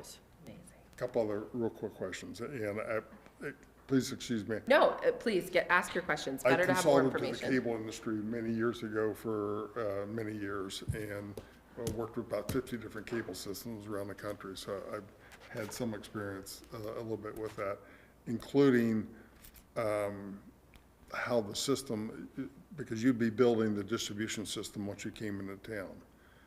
And I assume that would be hard cable, from pole to pole. Or underground. Or underground. Back in the 90s and after, there was lots of issues with contractors in doing that installation that created radio frequency, RF interference with airlines, with voice communications, with navigation. what assurances do you have to provide? Are you using contractors or direct employees to do that installation, or? Both. Okay, And we follow all the FCC guidelines to make sure with regular testing that we are doing the spot check, and the FCC is regularly doing flyby overheads to verify. you're doing flybys, okay. Yes, Okay, you're not doing drive-throughs, you're doing flyovers. based on my understanding, yes, sir. I don't know exactly I details. co-authored a book on how to do that, back in the 90s. That's why I know a little bit about that, but I just, and again, I don't want to go No, hey, too far down this It's path. fascinating. All of it's fascinating But to me. but it's critical for, having integrity in the system, because it can also create outages if it's not constructed properly. Then you have to come back and reconstruct, and that's outages for the, consumers. So I'm going to back off some of my other questions because I could get too detailed into the weeds on some of that. But one thing that is, what are your normal business hours for customer service for if someone has an outage or an issue? 24/7, 365. Our phone number is always available, and as is our online chat. And there's people, because it keeps referring to normal business hours that you're available. But your normal business hours are 24/7. Yes. I am constantly on my phone in different times where I'm using the app, texting with a customer service agent because of some issue somewhere. Okay, There is always a live person available. there is. And I read that within 30. That would be a change from what we currently have. It is. I regularly wait an hour to 2 hours just to speak to somebody. Today, I was online for almost an hour, then got cut off after I spoke to somebody. And they never called back. But, but in your document, you talk about a 30-second wait time, and then if you're being transferred another 30 seconds, is that something? That is FCC guidelines of customer service standards. Our numbers are we're always in compliance with them, and when we're not, we strive actively, and I'm heavily involved, should one of the areas that I oversee, to make sure within the next 3 months, we are back in following those 30 seconds. Okay. I'll withhold more questions, but. No, I mean, this is the time, because they would like us to act on this franchise agreement this evening if we can, so they can start getting And I product to the and I town. respect that. The 5% about the gross revenue was a big thing for me. And I'm surprised by the Wi-Fi thing, because that's a lot of revenue that we wouldn't have 5% of. And that's apparently not an option, so. Have we estimated how many subscribers you propose to have within the city limits over a period of time? We do, that's company proprietary information, so I'm not going to share that in a public meeting, sir. Okay, so it's hard for us to estimate what our revenue of 5% would be. Correct. Yeah. Again, I wasn't involved with the analysis No, I know. of rates and all that, so I'm coming in at the 11th hour. They've worked closely with Sharon on this agreement. Like I said, I got on the last call, they added me to the last call, and I was available, so I thought, why the heck not? I said 0 words. But they all worked together and felt comfortable with this agreement, pending our code revisions too, which are necessary. How soon would this occur, the initial build-out? If you guys sign tonight, my construction team has already left Queenstown, heading up Route 18. We plan to be at your city, the town borders in 2 weeks. As long as construction goes Yeah. as planned. You can't start tonight? They already started. Yeah. They haven't they been pulling cables? I'm sorry? Haven't they been pulling stuff on poles? No. Or is that somebody else? We've been talking with Kip and getting things in line. We just haven't picked up the permits because until we have the signed document, I Right, don't they want need to a cut you the franchise check. agreement. One last, not to get, again, too deep. On all the drops, once you're going from the hard distribution, on a drop going to a home, you talk about 125 feet. If not, you may have to negotiate a better rate with the consumer, I guess, to install that. Is that final drop, is that fiber optic? Or is that coax? If I believe correctly, we are doing our state-of-the-art EPON network out here, which is all fiber, It's all fiber. if I remember correctly. I hope What you a do. dream. That's critical, I because, know. I mean, that's, Though I will say Comcast is, our coax cable network is absolutely phenomenal. We have shown 10 gigabyte symmetrical speeds in Philadelphia using our coax network. No other cable communication company has been able to achieve that under the old network. even with high-speed Wi-Fi, you're using 10 coax? gigabytes symmetrical we have been able to show. I That can was 2 attest to years that's ago. what I have at my house. Coax, high-speed internet, cable, Comcast, With, not in Centreville. but it's coax. Yes, it works wonderful. I'd always prefer fiber at this point, you know, in Yeah. our, but, and that's your belief that it will be? I've got coax at my own house, and I am a heavy data user. I average about 1.8 terabytes of data a month. The average household is about half to a third of that. Oh, man, I'd love to know what my house is. It's probably out of Okay. control. Again, it's getting late, I don't want No. to bog down, but, yeah, that's just some fundamental. No, we're here to get the work done, and sometimes we're up here like a ship without a harbor if none of us has any experience in it, so we want you to bring your experience and ask questions, and I would rather be here longer and get something right than rush through something always. And they're just stuck here till I adjourn, so. Do you have anything else? Gross revenue was a big deal, normal business hours, what else I have? The drops I was asking about, those are my highlights, so. yeah, Okay. Let's proceed. Okay. Any other questions on this franchise agreement? I appreciate the conversation. Is there a motion to approve entering into this franchise agreement? I make a motion to approve Resolution 13, 2025. Is there a second? Second. All right, any additional discussion? All those in favor? Aye. Any opposed? All right, thank you for being here. It was very helpful. My pleasure. Thanks. All right, next up, we have our end-of-year decisions. Those of you that have been here a little bit are probably wondering where some of the things that are normally on here are, like the gift cards and the Christmas gifts that we give the town staff. We did that in the budget, so I just want to remind you all, we did that during the budget this year.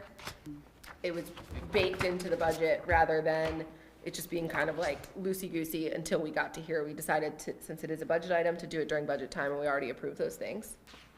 So there's that. The other things we need to approve, if we'd like to, are the employee Christmas breakfast, cancellation of the December 18th town council meeting, which I had previously said I thought we would have. Neither Sharon nor I can be here. It's a difficult meeting for town staff too, being a week before Christmas, so we're gonna consider canceling that. It's lightly attended typically that close to Christmas. We had intended to have the town's Hanukkah event that evening. I've been called away for work that week, so we're gonna do that that Saturday evening, just so everyone knows. So you're doing that, just to clarify? The 20th. The 20th at 4:45? And then, the other things on the list are to reschedule or cancel the January 1st meeting or spend the holiday together. I know that option's not on here, but it's always an option. And then, the annual volunteer appreciation dinner, which is just a really great event, and seeing when we want to do that. So we can either, let's just do these one at a time if that feels easier to me. Are we good to approve the employee Christmas breakfast on December 12th? Yes. Yes. The cancellation of the December 18th meeting. We're all good there? Would that be rescheduled for later, No, we typically just, only have one meeting in December. okay, so that'll still be earlier in December. Yes, we'll have a December 4th meeting and then just not a meeting December. And the December 4th meeting is gonna be meaty. We have a couple public hearings and Maybe. things going on. All right, do we want to reschedule the January 1st meeting? Well, how many meetings will we have in January? So. if Just we're one. getting- There's we're s- always just so- two. So we're skinny in December, so you don't want to have just one meeting in Right, let me look at the January. calendar. So the meeting after that would be the 8th, and then you would have a meeting the following week, which would be the 15th. Right. And then we wouldn't meet again till the 5th because of January starting on the 1st. It's like a wonky. Right. You would, well, if you cancel the January 1st meeting, you wouldn't have, and you didn't reschedule, you wouldn't have one until the 15th. Right, and then it's So- again 3 weeks after that. So Right, we're talking about right. going like 5 weeks. One meeting in January. We're talking about going like 6 weeks and then another 3. So we should probably add another meeting back in. Right. Yeah. The 15th? Well, we already have a meeting the 15th. Do you want it, 8th and the 22nd? Yeah, would what if that we mess- did, Yeah. There you go. oh yeah, because I'm actually gone the 15th. Not that, I mean, Jeff's looking for his time to shine, so. Yeah, there's 5 15th. Thursdays. We'll move it around, I might. Yeah, could we do the 8th and the 22nd? we just have to double check with Space. the, yeah, that it's available, but Does that work for the council? Sounds reasonable to me. I won't be here. Which one? 8th and the 22nd? The That's 8th fine. and the, 8th and the 15th, or 8th and the 8th and the 20th? 22nd. that works for me. Oh, we're totally, Yeah, we're just messing it up in January. okay, A month starting on the 1st is rough. it is. Okay, I'll have to check the county, make sure. yeah, so let us know, but tentatively, that's what we want to do. 8th And 22nd. then you're looking for a date for the annual appreciation dinner? Is The- the Legion available both of those times? I have to double check, but, yeah, I'll double check with them, but if, or if you want me to check with those 2 dates, or if there are any other dates. There's another event going on the, 14th of March, so I didn't want to have it that, Okay, I like the 7th. like the 7th. The 7th. I think that works for me. I have to check like 87 calendars, guys, I'm sorry. So, I'm sorry, what was on March? The Employee volunteer appreciation Yeah, yeah. dinner. Last bullet, 7th or 21st. I'm good either time. Yeah, I'm I good think the it's 7th. fine. I'm not So good. let's do this, the 7th? Whatever March 7th. works. Can we do the 7th? It would be great to have as much of the council there as we can. Agreed. Right. The volunteers are Let's always put it super on the calendar gracious. now. It's It good. normally starts when, just to block it out. Approximately. 5:30, I think is social, Yeah, 36, something like that. okay. Dinner at 6, I think it's 5:30. So now that we've, kind of nailed down the plan here, I'm gonna read it all and then we'll do a motion, just a little more clear. We have consensus on all of them, but we're gonna approve them all at once. An employee Christmas breakfast on Friday, December 12th, cancellation of the December 18th town council meeting, rescheduling of both January council meetings to the 8th and the 22nd, and planning the volunteer appreciation dinner for March 7th. Do we have a motion to approve all of those end-of-year decisions? So, have a motion. Okay, do we have a second? Second. Great, all in favor? Aye. Any opposed? Would be a rough thing to oppose, but you're welcome to do it. My wife's birthday, you better have a party. Hey, I get my anniversary off now that we changed the 15th. Great. Okay. Next up, we have reports of boards and commissions. Nothing for Maryland Municipal League, Council of Governments. I want to thank Carolyn for going and taking, and she even got the notes for me. I'm not gonna read through all of them, I'll just read through. I some just of them. highlighted some that you can. Yes. Town of Sudlersville, their water and sewer transfer to the county is almost complete. Their Christmas parade is scheduled for Friday, December, is that Friday, December 6th or Saturday? Saturday. Saturday, December Ours is 6th. December 5th. Barclay, the streets in the town, the streets that the towns own have been paved. The town received a $125,000 grant towards their new town hall. I guess they need a new town hall. Who They don't doesn't? have a town Right. hall. Town hall in America. Right, Doesn't right. need a new town hall. Church Hill, Kyle Ambrose is the new town manager for Church Hill. 2026 will be the 105th anniversary of Church Hill. And Mr., how do you say his name? Ed? Raffetto. Ed Raffetto, Yeah, sorry, I don't Ed ask me to Raffetto. say- I knew who he was, I thought I knew. Yeah, who he was I don't talking know. Ed was a Ed- struggle for you, Jeff. about. That was a Raffetto. Mr. Raffetto has resigned after 25 years with the planning commission. And on their. Yes. Yeah, I know I wasn't gonna butcher his I just last thought name. she didn't think you could pronounce Ed. No, I said Mr. Yes. Sure, the movie, TV show. Evidently Queen Anne, is buying, property at Tuckahoe for a kayak launch. Cool. Queenstown, they received a grant, DNR grant for $1.6 million to dredge Queenstown Channel. Their December 6th is their tree lighting. And the town is working on creating a committee for the Maryland 250. And Queen Anne's County has a temporary moratorium in place for residential buildings that use over 7,000 gallons a day. And they received a first 3 AAA bond rating. And that's it.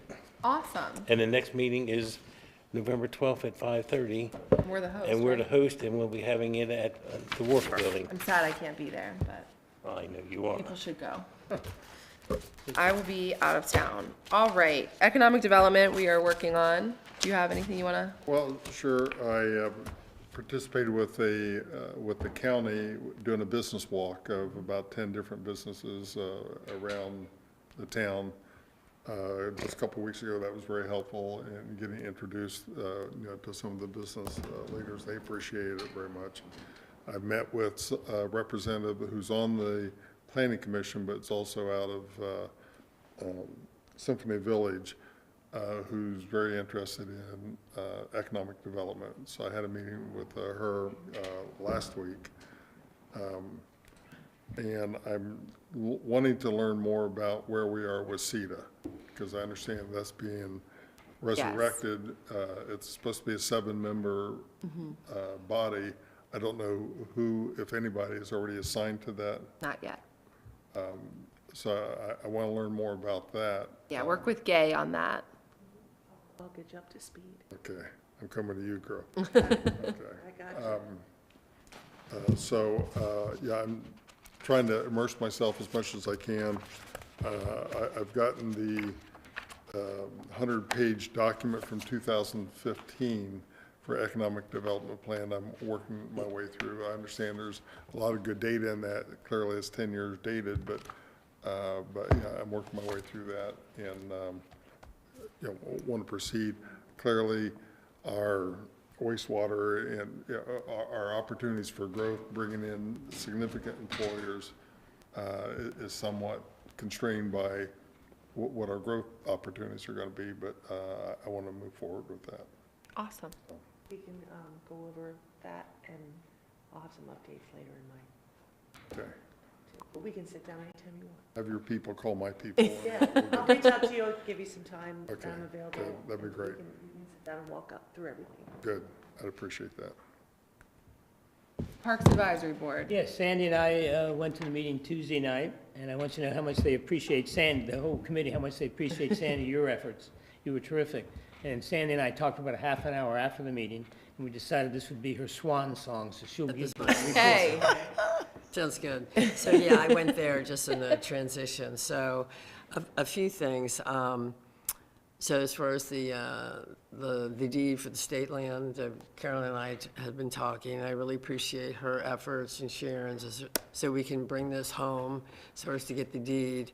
And so it sounds like where that is the Board of Public Works. There's going to be a January meeting associated with that, and then that could take up to 90 days. So it should be realistic that by the first quarter of next calendar year, we get the deed to that land so we can start with the improvements that we've been wanting to do for years.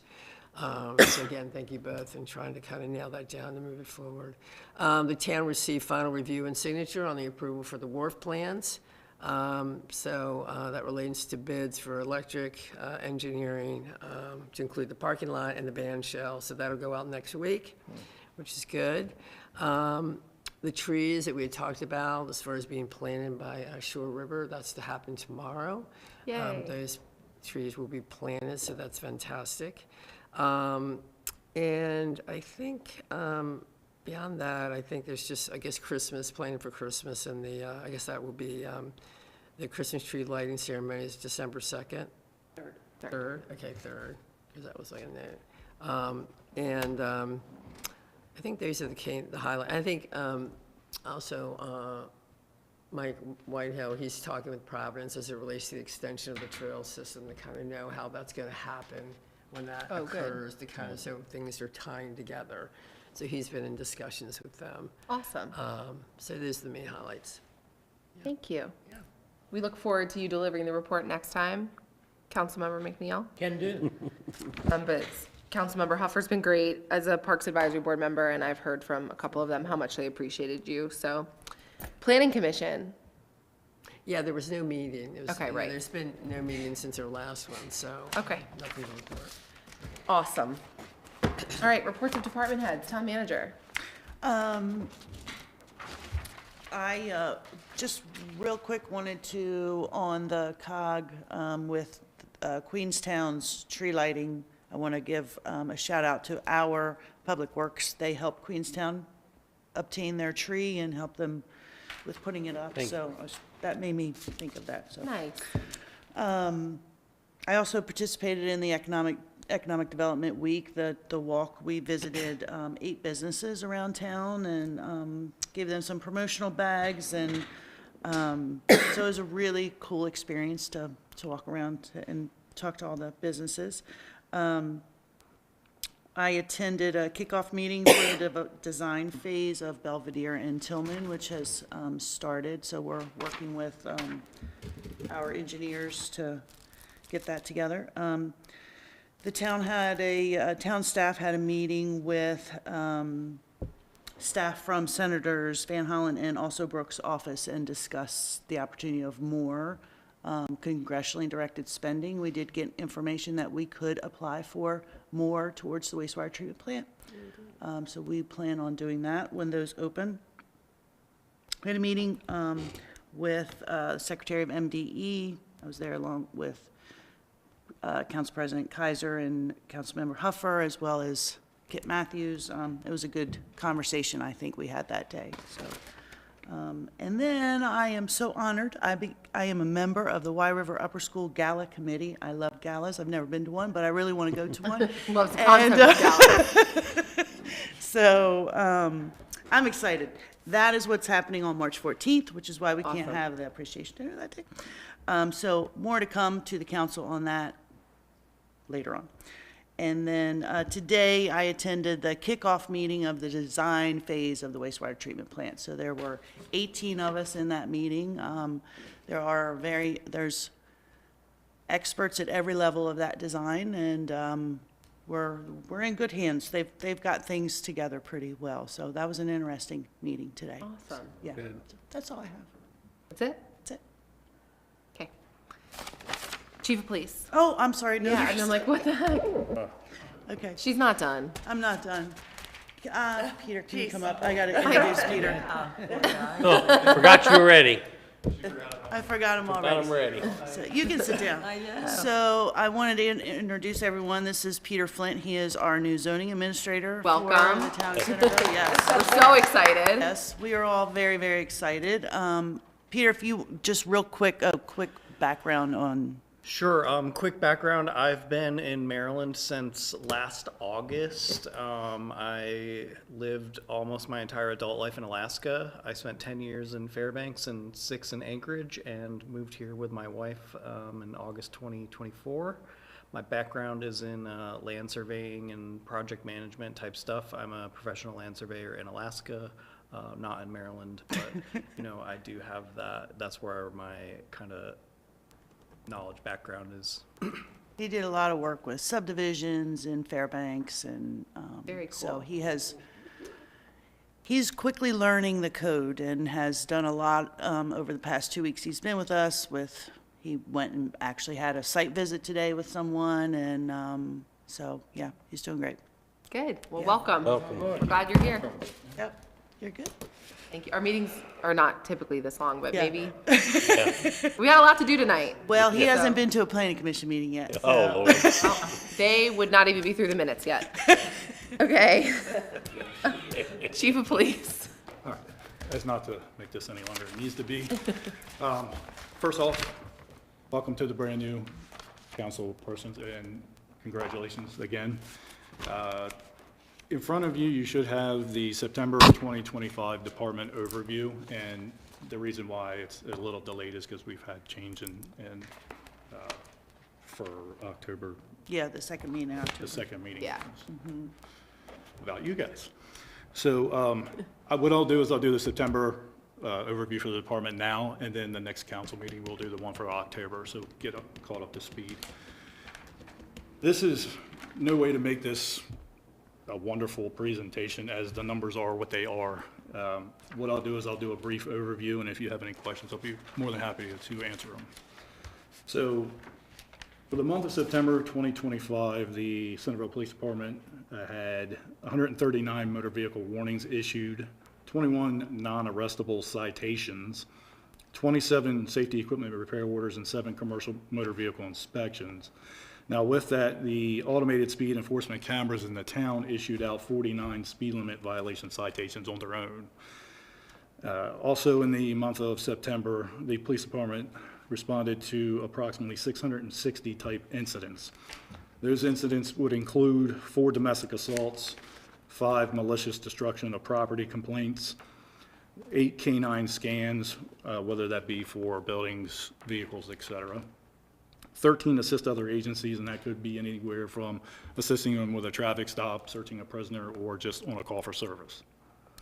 We had 2 911 hangups, 10 check the welfares, 3 thefts, 2 frauds, 13 traffic accidents that were investigated by our agency, and 317 business and residential patrol checks combined.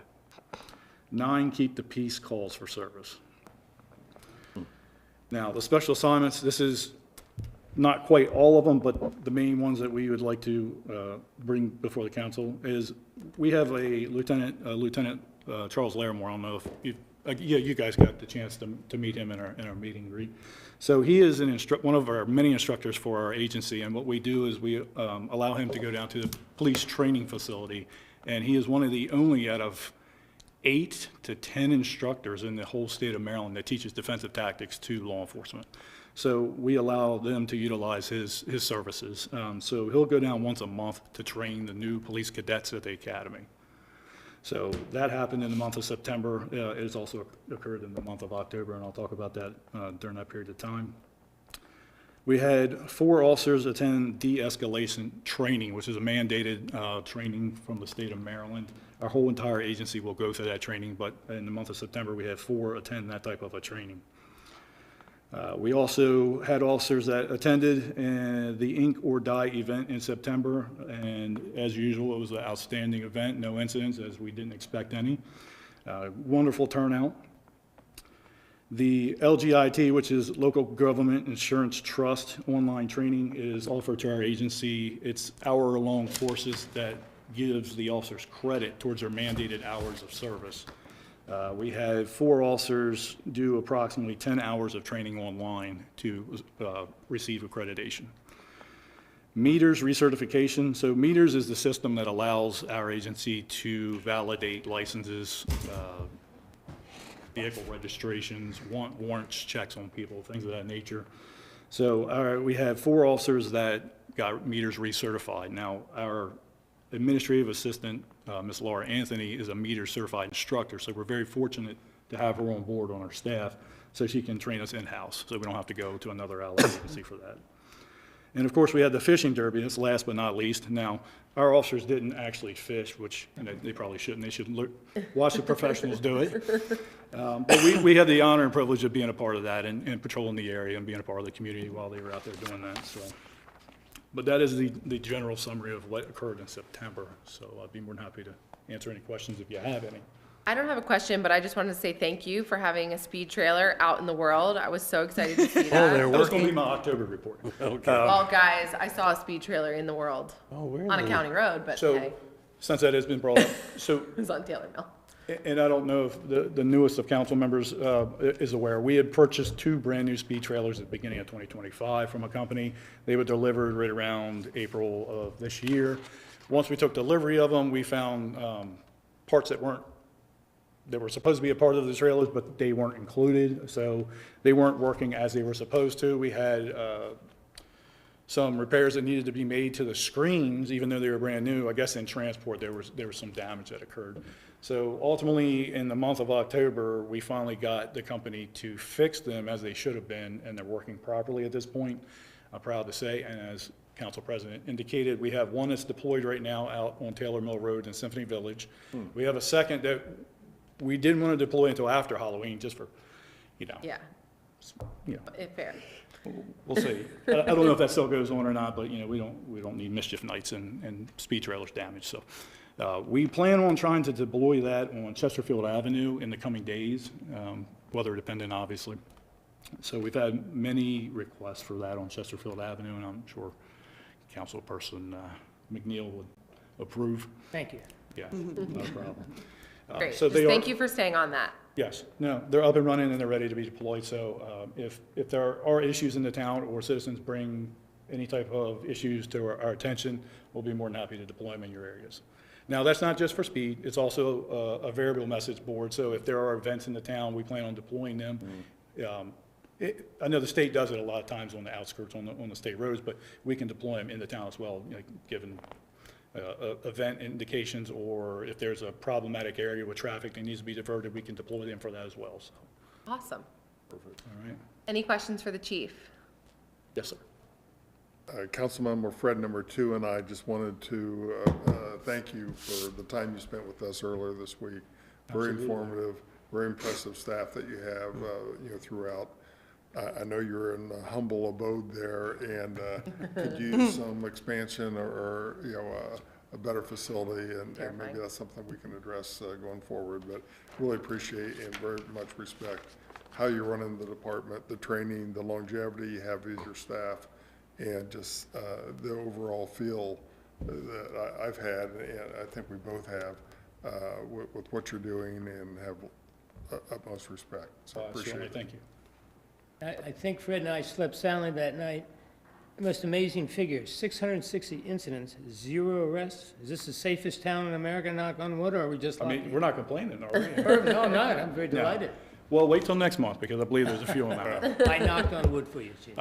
No, that's obviously not something that we can typically control. I mean, I would like to say it is our outstanding police presence in multiple neighborhoods that would lead to the 0 arrest. But, I mean, that comes and goes. It's in some waves. Good figures. But, no, we're proud of our statistics. I mean, some of them may consider them to be a little low, but, I mean, ultimately, that's what you want to believe, so. Yes. Thank you so much. And I'm sure Chief will report on this in his October report, but the police department also did a fraud Yes. presentation in Symphony Village that I went to, and excellent. I went to the first one you guys did last year or the year before? Year Year before, before. Yeah, really good, really good. The October Need to report, come to one of those. Have so many things I'd love to share.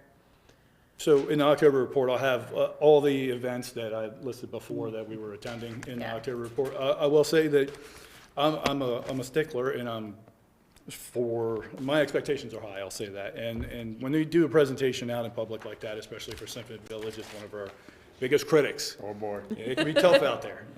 But it was a little bit of a slow start, and it's simply because the topic of fraud and theft, it's not something super exciting. And you can only build that up to be so exciting and keep people's attention. So that's why we provide the food, draw them in a little bit. But yes, it was an outstanding event. We had very good feedback from the community, and actually, Councilperson McNeil even advised that he had heard some good things about what occurred in the presentation. And we look forward to many more, regardless of the topic. And I believe Gay said there were how many views of the video, the reels? Oh my gosh, we get a lot of views on Reels. So in 3 days, you had 853 views just on that. On that reel? Yes. Yeah, Reels are You're very, viral. Very Oh, good. I don't want yeah, to be. you're viral. You have skills. I'll be talking to you later. Thank you, Chief.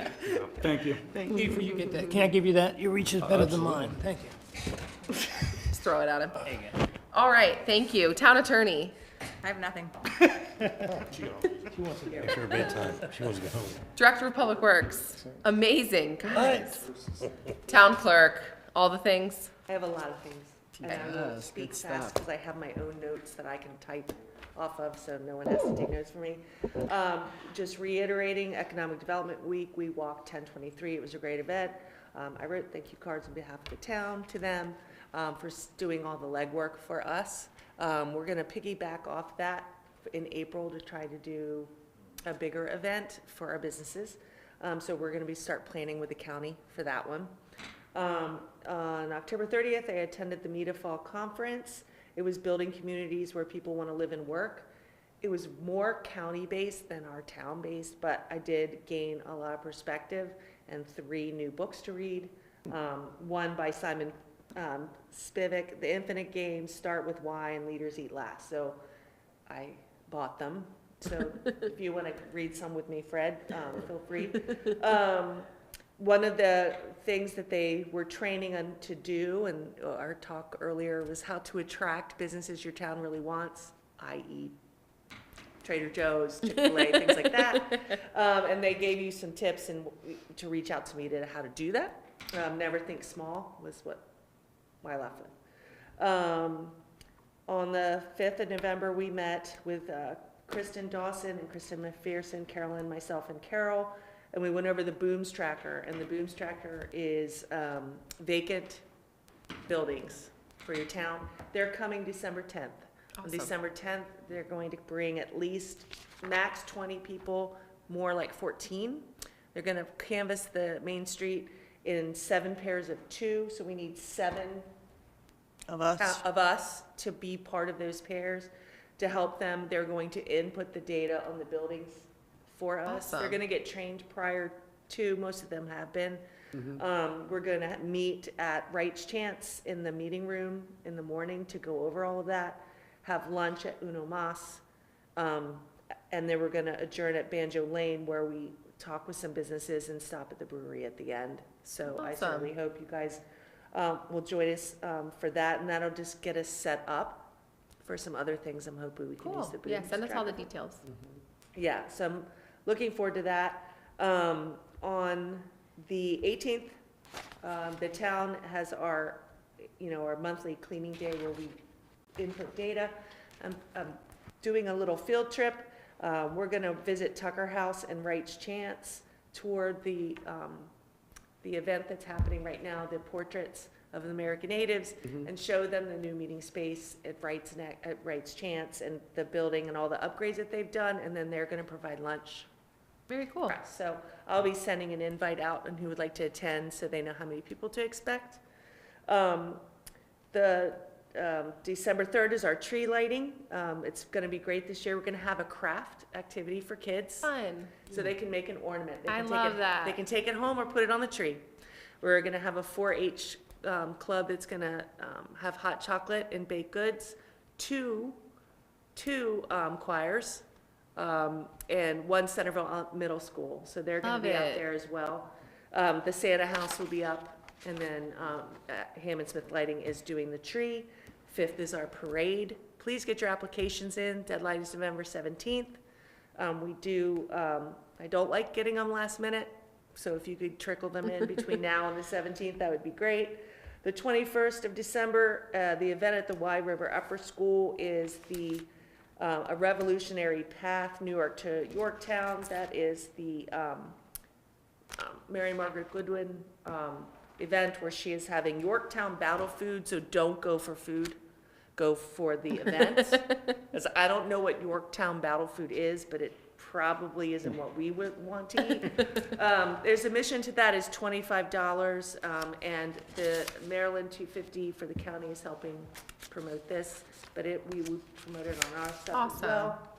And last but not least, just an FYI, Snag-a-Slip is going through bankruptcy, so we will have to choose I'm a little different- unsurprised after my one Snag-a-Slip experience. We're going to have to choose a new provider for that service. We need to start looking at that.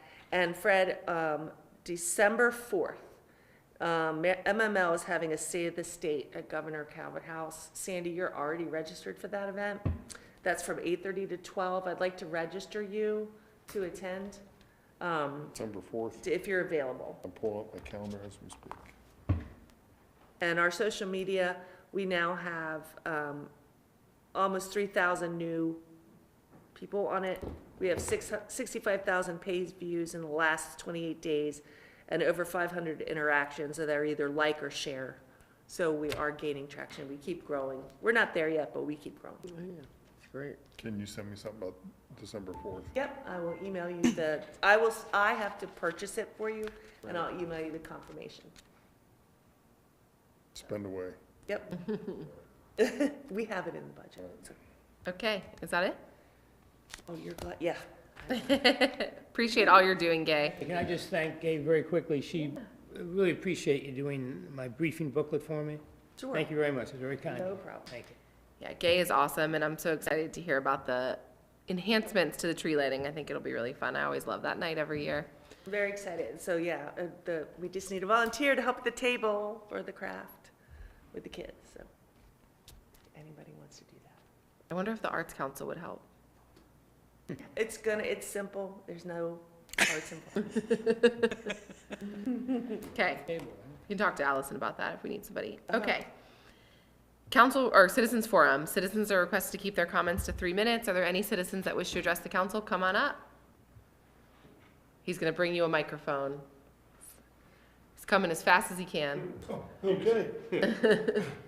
My wife says, tell them the time, Dave, don't tell them how to make the watch. I'm Dave Mason, 70 Village resident, been there 4 years. Talked to Fred last week while I was trick-or-treating with our grandkids. I really thank Gay for being very responsive and sending back details about the council, what goes on. Chief Hobbs, that noise you heard when the Pledge of Allegiance was going off, that I had my phone held incorrectly. I got 911 call. I'll be in the next report. Sorry about that. My apologies. The speed trailers, I will comment. I think it's a great thing. I want to relate a story real quickly. Our daughter went to Washington College back in 01 to 05. I got stopped in town one Sunday night heading back to Central Maryland. I got a warning, and I caught hell from my wife and my teenage son. They laughed the other 80, 90 miles home that night about the old man getting stopped for speeding in town. So the speed trailer is on Taylor's Mill. We have a lot of traffic there. Of course, it's not a through road. And my daughter said, it's not young people that are speeding there, Dad, so I want to tell you that. And I contacted the county about striping the road. I found out from our general manager that is a county road. They're very responsive. Called them Wednesday, striped it Friday. Called back, or emailed back and said, oh no, we contract that. We'll do the white. So they came in and they put white sideline markings on Taylor Mill Road. We never had them before. But there is now a vacant spot for your speed trailer, because they stopped here and they started there. I just wanted to tell you, you can always put your speed trailer there. Thank you, Councilman. Thank you. Thank you. Appreciate that. Anyone else that would like to address the council? Okay, hearing none. Council roundtable. Council Vice President Keel. I only got one thing. I want to send condolences to the Willis family and the town of Queenstown for the loss of Mr. Tom Willis. He was a town commissioner. Yes. Oh. So our condolences to them. Definitely. That's all you have? That's it. Okay. We'll go Councilmember McNeil. Yes, thanks to all the staff, the chief, Kip, they went down to the finance office. They gave us hours of their time. We learned more in a week than I think I've known in 78 years. They had a great time. We appreciate it. And I thank you, Carolyn, for your morning emails that I drive you crazy with. I appreciate it. We want you to have all the information you need. All right, Councilmember Bew. The last couple weeks, I've gone through the check disbursement logs, and I've had conversations with the folks in finance, and they've been great. I really appreciate all their information. I'm used to looking at budgets like that. We're spending a lot of money on different consultants, and I want to look into what we're getting from, I mean, we have more than a half dozen, maybe, 10 different consultants that we're paying tens of thousands of dollars to over the year, some of them on a recurring basis. So it's gotten my attention, and I want to learn more about what we're getting for what we're spending. Awesome. So I'll be investigating that further and talking with different department heads. And I hope I'm not taking too much of their time or hours in talking about it, but it's just, it's a lot of money to our town, and I just want to know we're getting good value. I think that's great, and it's so beneficial to the staff to help you with that information at the outset, and so They've been great down there, and if they don't have the information, they'll find somebody to Yeah, we have talk an to. excellent finance team. We really do. I'm really appreciative of who they are and what they're doing, so, anyway. Great. Councilmember Huffer. Nothing. And I have nothing. Do we have a motion to adjourn? Make a Oh, motion to adjourn. we need to adjourn to go into closed session? Yes. Yeah, do we have a motion to enter a brief closed session? Oh, that's right. Yes. You have a Okay. motion? A motion. Do we have a second? Second. All right, we're now in closed session.